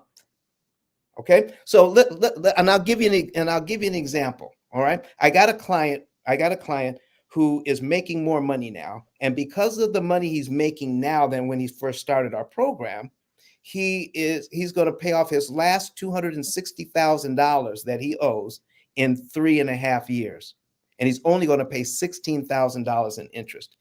Our program told him that based on how much money he's making now. All right. He was surprised to hear me say, you're paying off the house too fast and you're not paying enough interest. He says, well, what do you mean? I said, now let's tell the program you're making $2,000 a month less. So the program comes back, recalculates, and says, now you're going to get out of debt in 6.5 years, not 3.5. You're going to pay $20,000 in interest, not $16,000. He says, how is that better? I said, well, to get out of debt in 3.5 years, you have to put that $2,000 back into your budget. He says, yes. I said, that's 36 months plus 6 months. That's 42 months times $2,000 a month. That's $84,000 of your hard-earned money put into debt reduction so that you can save $4,000 in interest. Is that how you want to spend your money? He says, no. I says, well, why do you want to pay off the house in 3.5 years? He says, because I want to build another house. I said, well, build a house now. He says, well, I don't have the money. I was putting everything into this house to pay it off early. I said, yeah, you got it. Go and get a line of credit. Go get a HELOC. There's your down payment, and build the house that you want. Now put your money, your extra money, towards that house. And between both houses on this program with a renter in the old house, he's going to pay off both in under 10 years. Ooh. And he just built a $700,000 house. By the time it was done, because of construction delays and you know, to be able to get the stuff he needed to finish building the house, with so many delays, by the time it was done, the house next door to him sold for $900,000. Wow. $700,000 house next door to him sold for $900,000, because it was when the time was going crazy, everything was going up. So he was so glad that he did this. So there is a point at which the point I'm trying to make here is there's a point at which more is too much. You don't want to put the wrong amount at the wrong time, because the amount of interest that you can save per dollar starts to go down when you pay too much at the wrong time. We understand the law of diminished return in anything we're doing. We understand it, except when it comes here. When it comes to borrowing and paying back money, we think the whole idea is if we have the money, pay the loan off as fast as we can. No. The thing you want to do is pay off the loan as cheaply as you can. How do I pay the least amount of money to the bank to acquire the same asset? My God. Listen, if you haven't already, make sure you hit the like button. We had 55 likes. We can try to get that thing to 60 in the next couple of minutes. That'd be absolutely phenomenal. But here's the deal. We have Bria in the queue right now. I would definitely love to hear what she has taken from this conversation, and does she have anything to add to this particular conversation? Bria, you with us right now? Is Bria with us? Oh, she's no longer with us. She's no longer with us. Did she poof disappear?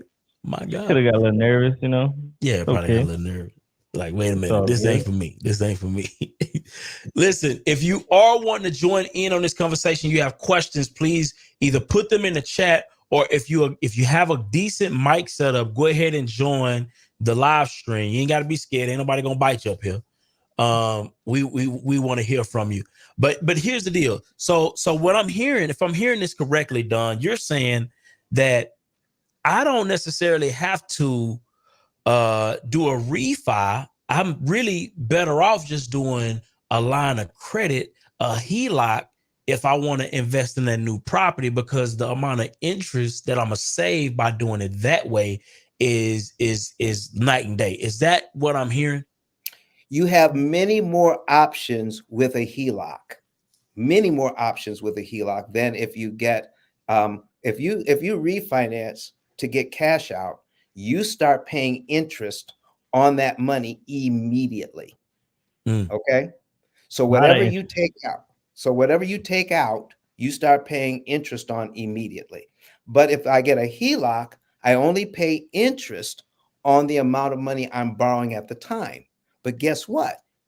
If you have, can I teach you a little trick about a HELOC? Let's do it. All right. So I have, we've got, let's say I have a HELOC. I borrow $50,000 on it. Okay. But maybe I have $30,000 to $40,000 a month flowing through my business. You follow me? Absolutely. Okay. Yep. And that money sits in my checking account, in my business checking account, sits in my checking account until I need to pay bills, until I need to expense it. Well, if I owe $100,000 on my HELOC, but I'm averaging $40,000 a month in receipts, why can't that $40,000 be deposited to my HELOC to lower how much I owe for the month and pay my bills from there? Not only am I paying less interest. You say what now? Is that called infinite banking? No. Okay. No. Infinite banking is with the life insurance, huh? No, yeah, infinite bank is with life insurance. You may be thinking velocity banking, but it's not velocity banking. Yeah, okay. That's not that. Yeah, it's not that either. You're taking your income and you're putting it into your HELOC to lower the amount of interest that you're going to pay that month, so that you can pay your, you can take your money out when you need to pay your bills. So store your money where it's going to work for you. Right now, we're storing our money where it works for the bank, because you're storing it in your checking account and you're getting $0 for it. $0 for it. But the bank is making a ton of money with your money sitting in your checking account. No, they're not. But my money is still in my checking account. Well, because you have money in your checking account, all the deposits that the bank has, they can lend out $8 or $9 for every dollar that they have on deposit. So that money that if you put in money into your checking account, they can lend out more money because of that, and they're not paying you a dime for it. So what can you do to be in business? What can you do to offset that so that you can benefit? Take your income, put it in, deposit into the HELOC, and guess what? They count it as a payment. If you use your HELOC that way, you'll never have to make the required monthly payment, because when you put your income in there, the first few dollars, they count as your payment. The rest is a prepayment that lowers your interest cost for the month. So those are just some things that you can do to use the bank products to benefit yourself, and stop just benefiting the bank and say, thank you very much. I am so glad. I'm so blessed that you all gave me this money. So somebody wants to set this up today. Like, what are the steps look like if they want to go ahead and get this started? Okay. How does someone do that? Number one, you want to get some good advice. What you're hearing here are just the basics. You need somebody to guide you through the steps so that you don't make mistakes. All right. And we are willing to do that, or call somebody else that has done this before, that you could do that. So you would go get yourself, go to your local bank or credit union, and then find out what their terms are. Okay. So number one, you want to make sure that you can get the most for the equity in your house. Now, Texas is a little different about when it comes to HELOCs, but they're probably the only state in the country that does it. They're only going to give you so much per bank. There are some in other states you can get up to 90, maybe even 95% of your equity. But I think in Texas, I think they cap it at 80%. Is that right? I'm just asking. All right. But I know they cap it. They also will only let you make so many withdrawals from your HELOC per month in Texas, where that's not the case in other states. But with that being said, make sure you can get the most when you apply. Make sure that you have this available to you, an interest-only payment option. Make sure that is open to you. All right. You can use that interest only. We can teach you how you could do better with that interest only option than if you have a regular payment to pay back your HELOC. The other thing is, don't lock the rate, because on HELOCs, the interest is variable. All right. I don't care about variable because I know how to control interest cost. I don't care about interest rate when you can control your interest cost. So never lock the rate. Anything that the bank is offering you that sounds like it's saving you money, I guarantee you it's not saving you money. Don't buy it. Okay. It's like when you go buy a car, you just want to buy a car. But before you get out of there, they want to sell you gap insurance. They want to sell you protection on your tires. They want protection on the paint. They sell you all these other things, and all you went in to do is just to buy a car. All right. When you go to the bank to get a loan, they want to sell you a whole bunch of other products that make them money, but it sounds like they're saving you money. So when you go to get the HELOC, make sure that you get the most you can. Don't lock the rate. And make sure you can get a interest only option, and we can show you how to use that interest only option. That's the first thing you do. Now, get yourself set up to only borrow what you need out of the HELOC to get your deal done, right? And you're going to have some discipline, because I have a lot of people from Australia that use HELOCs that have been calling lately. They've gotten in trouble. When you have that money sitting there, it's very tempting to use it for other things than the reason why you got the money in the first place. And you'll tell yourself, I'll put it back next month. I'll put it back next month. You have to be disciplined not to get that money from the HELOC, because you don't want to max it out and then something goes wrong with one of your deals and now you have nowhere to go. So those are the 4 things that I would probably set up first, O'Neal, when getting a HELOC. Wow. I love that, man. I love that. I hope somebody take some of that information and apply it, because you know what I'm saying, you show the amortization schedule. That's a scary schedule to see, man. We paying double for our house. We thinking we getting a good deal. Well, the thing is that once you know how to read it, you know, let's say the reading is fundamental. When you know how to read it, listen, you can beat the bank at their own game. You actually make it impossible for them to charge you interest. If this was a multifamily, okay, situation at 7%, and my renters are giving me money, I need you to take a look at the first year. My renters are giving me money, and out of the money that they gave me, in the first year, $29,000 of it went to interest, but only $4,266 went to principal. All right. So what is that? That's over $33,000 that my tenants gave me. But by the end of the year, what do I have to show for it? That much in equity. 4,200. That's it. Wow. Out of the money they gave me. Or I can look at it this way. When I'm looking at this, I've got money set on the side for to do repairs and maintenance. I got cash on the side. I could borrow a little bit of cash from that, make a principal prepayment, and knock off 1 year off this mortgage with $4,200.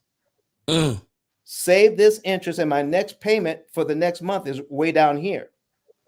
So I got this equity not for $29,000. I got this equity for only $2,400. That's how this thing works. When you know how to read it, you can make it work for you. So when I see a high interest rate, I see opportunities to take it to the bank. I just see that. All right. Wow. So here's the last thing that you want to take a look at is this. $29,000. $29,264. That's my benefit. I don't have to pay that interest. Okay. What did I do? I prepaid $4,200. So we're going to divide it by 4266.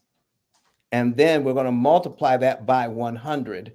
Multiply it by 100. That's my return on investment.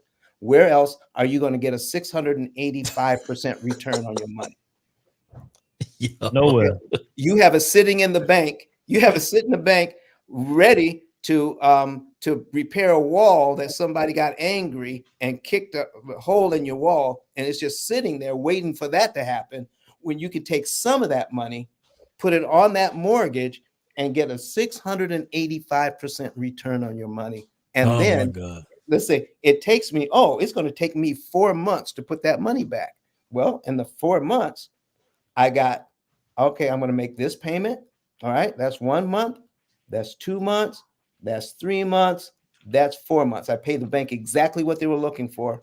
I now have my $4,000 back. And now I'm going to apply it to this loan again and knock off another 12 months. 1, 2, 3, 4, 5, 6, 7, 8, 9, 10, 11, 12. All right, there you go. Boom, right there. Okay. So you put the money back and then you apply it again to principal, and you can kill these loans in a short period of time. And so if you're a real estate investor, do you really want to pay off the loan in the first place? Or do I want to get equity 5 times faster for a lot less interest? Oh, I love it. I want to get that equity. So I can get here in my equity, not in 171 months. And every single real estate investor we're talking to, they're going to say, listen, man, I got that equity out. I did this. And we hear about all the stuff on the front end, but they never tell you that this is what they paid to get it. I love it. Listen, man, we got my guy Los in the building. I don't know if he heard. I don't know if Los heard.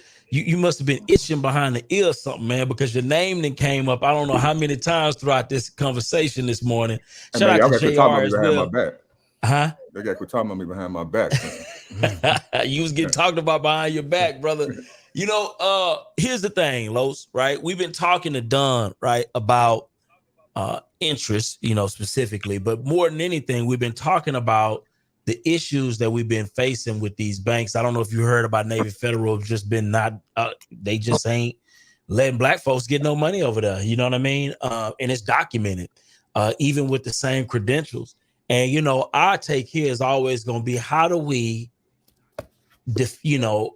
combat this situation with undeniable situations for ourselves? How do we put ourselves in the best position to be competitive despite all of that? And so our conversation has really been a victorious conversation. We talked to Don, we've talked to Darby, we got JR in on the conversation. I'd love to hear his take as well. But I want to hear your take. What do you think we could do to better position ourselves to not only be competitive, right, but also pick the banks where we're going to be able to find the best products for what we are trying to do specifically? Well, you know, I think that, you know, it's an education thing. You know, we just think about, you know, traditionally, you know, how many people have went into not just Navy Federal, a Chase, a Bank of America, people that they bank with on a daily basis to go get a mortgage to only get told no, but then they can go somewhere else to another mortgage company and get told yes. So, you know, I mean, at the end of the day, we get mad at some overlays. You know, at the end of the day, they got the right to lend their money to whoever the fuck they want to lend their money to. It's theirs. If they don't want to lend to you, then go somewhere else that will. I think that we spend too much time crying over these buzzwords that media put out there. Do we really know, honestly, that all of those profiles were matching? Just because someone had high income, do we know what their credit was like? Do we know what their DTI was like? We just taking these buzzwords because they know media is emotional. So, you know, they make these headlines to make black people rage and all this type of stuff. But do we really know if they really qualify? At least from my knowledge, they just said the income. But shit, I've been in mortgages for a very long time. I've seen plenty of people make $200,000 a year don't fucking qualify for a mortgage. So, you know, don't necessarily mean that they was on some racist shit. It's just a buzz. It's just a buzz headline, in my opinion. Because again, every day, you know, every bank is denying people. It ain't just black people, but again, Chase denied a whole hell of a lot of the people. Bank of America, Wells Fargo, they deny people every day. Because again, it could be the overlays. You know what I'm saying? So I'm not gonna say, you know, I don't know all the facts, but I'll say this though. As many people that look like us, that they get all this money, we got people that look like us that's billionaires and all this type of stuff. They don't, where the bank at? Oprah ain't creating no bank. Jordan ain't creating no bank. All these people, Jay-Z ain't creating no bank. All these people that got all this money that y'all praise every fucking day, they ain't did nothing to help y'all community. They ain't did nothing to help us, help y'all, help nobody but we go and buy all their products. We go support all their shit, but they ain't supporting us. Why they got all the money? Why they don't put no banks in our neighborhood? So, you know, my perspective different. Ooh-wee. Ooh. Ooh-wee. Real shit, though. Hey, real shit. Real shit. Oh man, we got Alvin. We got Alvin in the building as well. And JR. I would love to get y'all take on this. What's y'all take on what y'all just heard? What up, Byron? Can you hear me? I can hear you clearly. Yes, sir. Man, I just came in when Los came in right after Los at the end of his speech, but I agree with him. You know, I think I read that article about, I think it was Navy Federal denying all these black people. Well, that's all the black people that heard all this shit on Clubhouse about how much money they was giving out, and they ran out there and tried to go get a mortgage and got denied. And I agree with Los, man. There's so many people, everybody getting denied. Your ass ain't stellar right now. You just ain't gonna get along. And we always want to make this personal and make this shit about color or make it about something that it really ain't. And you're really just not qualified to get those loans. That's my thought process. JR, what's your take? Is JR with us? JR, you with us? I see you off mute. Okay. What about we got in the building? Who's in the building? Yeah. But their device ain't even connected. Well, you know, here's the thing. You know, we talked about being bank ready, right? And we've talked about that just endlessly. I know Los talks a lot about that.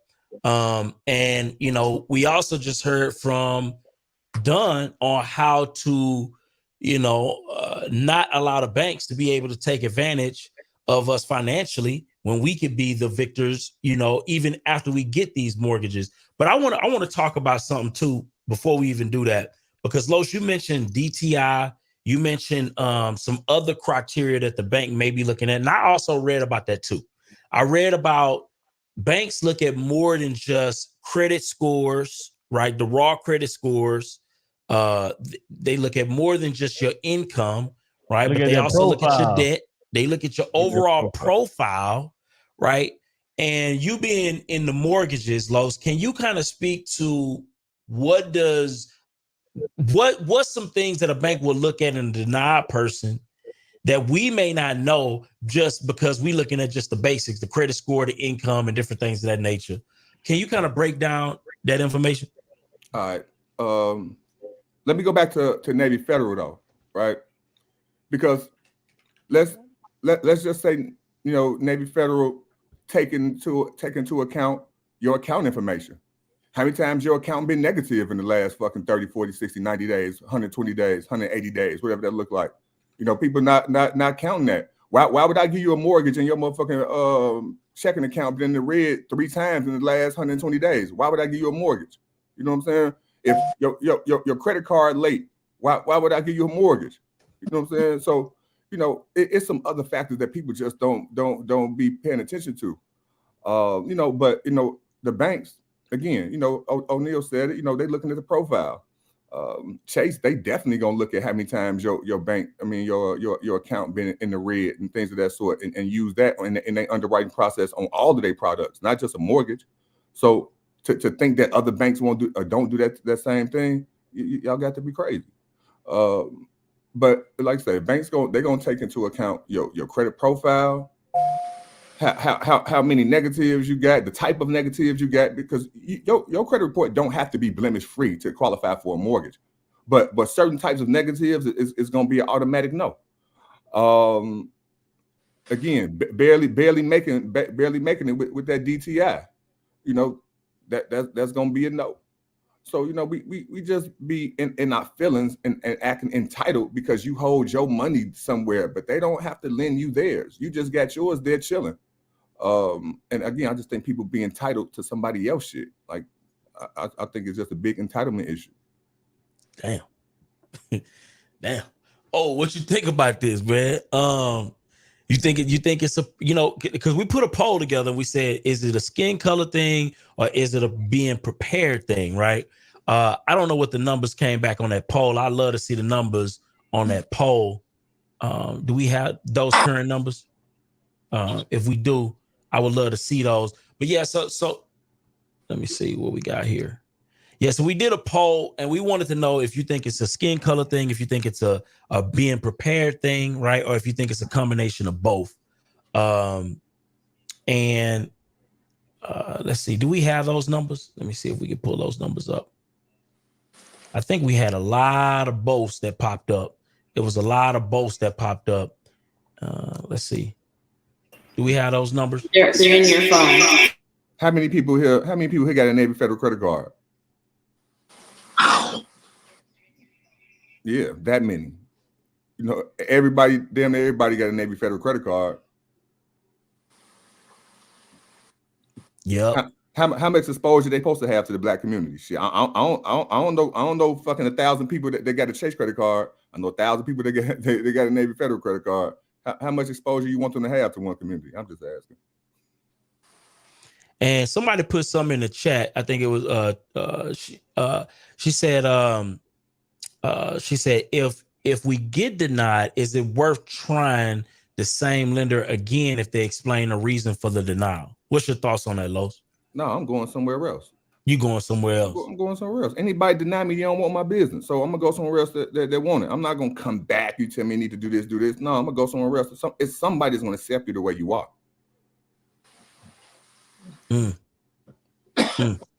So I know that Alvin, you mentioned a lot of people are being denied. You mentioned a lot of people are being denied for mortgages right now. What has been your experience, and what prompted you to say that right now in this particular environment? Byron, with the pullback that the banks are doing, one of my buddies works over at Chase, and he told me, and he's high up the food chain. They're pulling people's credit lines back. If you're not using it, then they're gonna put their money somewhere else. They're gonna put it somewhere that has a better risk profile for them. And so, under those kind of circumstances where cash is king right now, credit is still very important. But if you don't, Lowe said, here you got a 700 credit score, but your banking account going negative every 30 days. They're not going to give you a loan based on that because, okay, you got a good credit score, but you obviously can't manage your money. And they're not in the business of owning real estate. They don't want to go through that. They don't like to have to fire sale houses after they done let somebody in, and then they got a first payment default and all of that junk. So, so under all of those kind of circumstances, looking at that profile, you could put, when they ask what color you are or what race or whatever, you could put whatever you want down there. If your profile don't match what their box is, you will not get a loan. Wow. Slow down, killer. Yeah, yes, indeed. Shit. He said, slow down, killer. So let's talk about that real quick. And JR, do we got your mic? Do we got your mic situated yet or no? Is JR able to come off? Are you able to unmute JR? Are you with us, JR? You with us, man? You with us? Oh man, JR don't want to participate in the party, man. Yeah, don't want to participate in the party. So real quick. So here's the thing. So I know we getting ready to head up out of here in a little bit, but I just want to get Los, if you can kind of help us with a few things, that can help people get ready for 2024 to be competitive going into these banks. What would those top 5 tips be for anybody that's looking to be competitive going into 2024? What would those things be?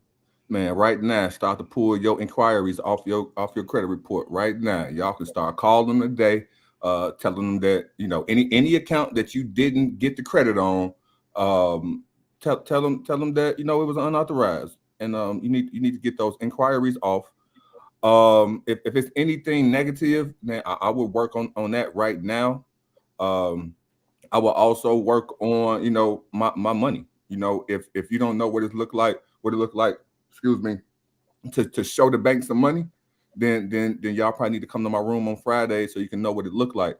But we need to be in a position to look like we in a position to receive money from the bank.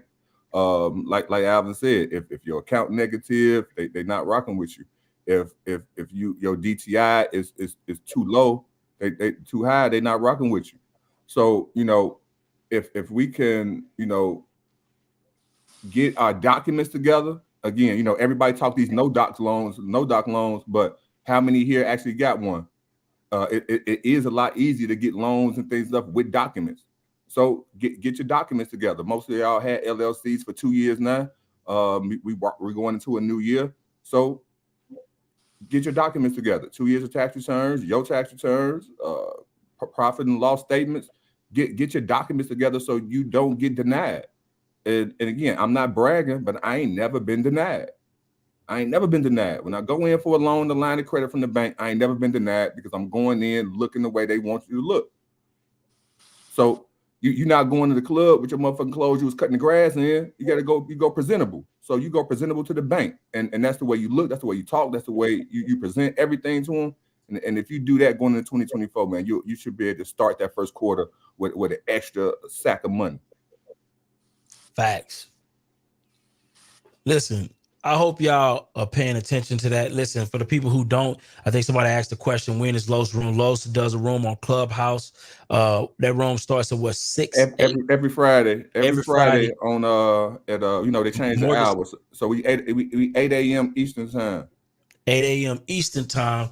So you definitely want to jump into that room. Also tonight, we have a room. We're gonna be talking about how do we make money with these new announcements that the Fed has made themselves. That we had this conversation before about 13 days ago. Yeah, we was talking rumors though. Oh, we was talking rumors. Yeah, we talking about what Jerome Powell announced last week. They talking about rate cuts in 2024. So we trying to see how could we win when the rates drop? Because we obviously took a lot of losses when the rates was 2-3%. People buying houses over 30,000 with the asking price.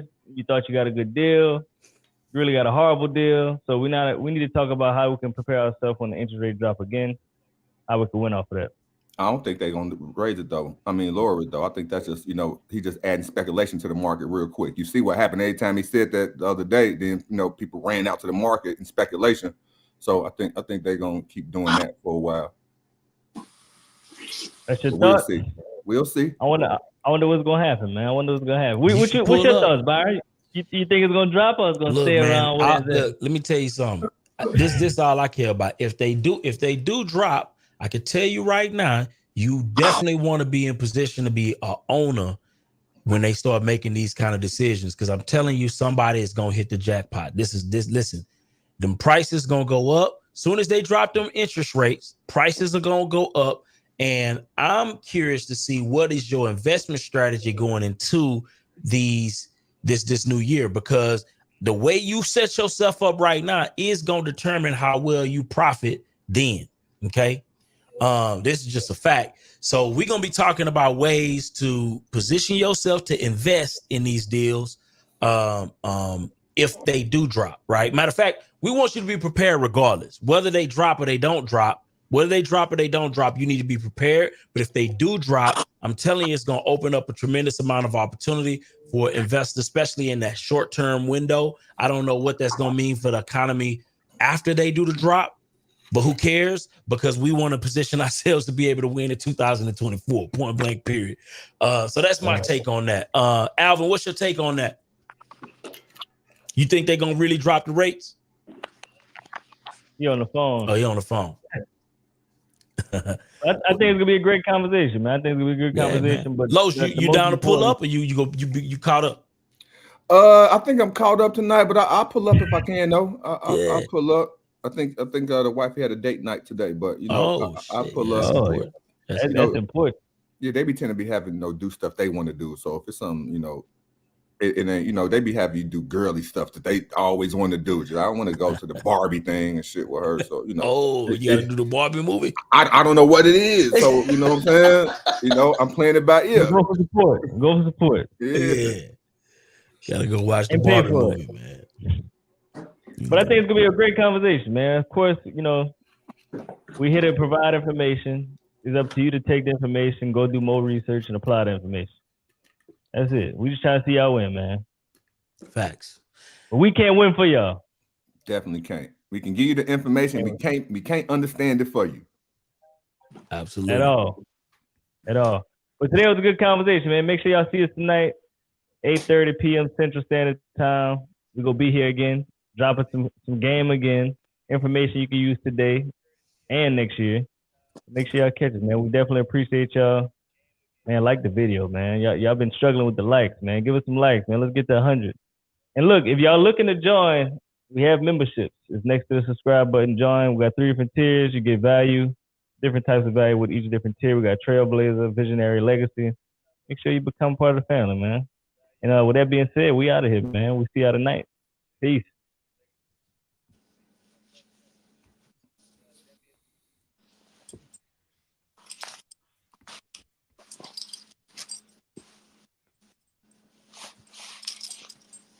What's up, y'all? So most people struggle with sales. A lot of us in real estate, and we struggle with our sales. We struggle with follow, we struggle with leads, and we just basically missing out on deals.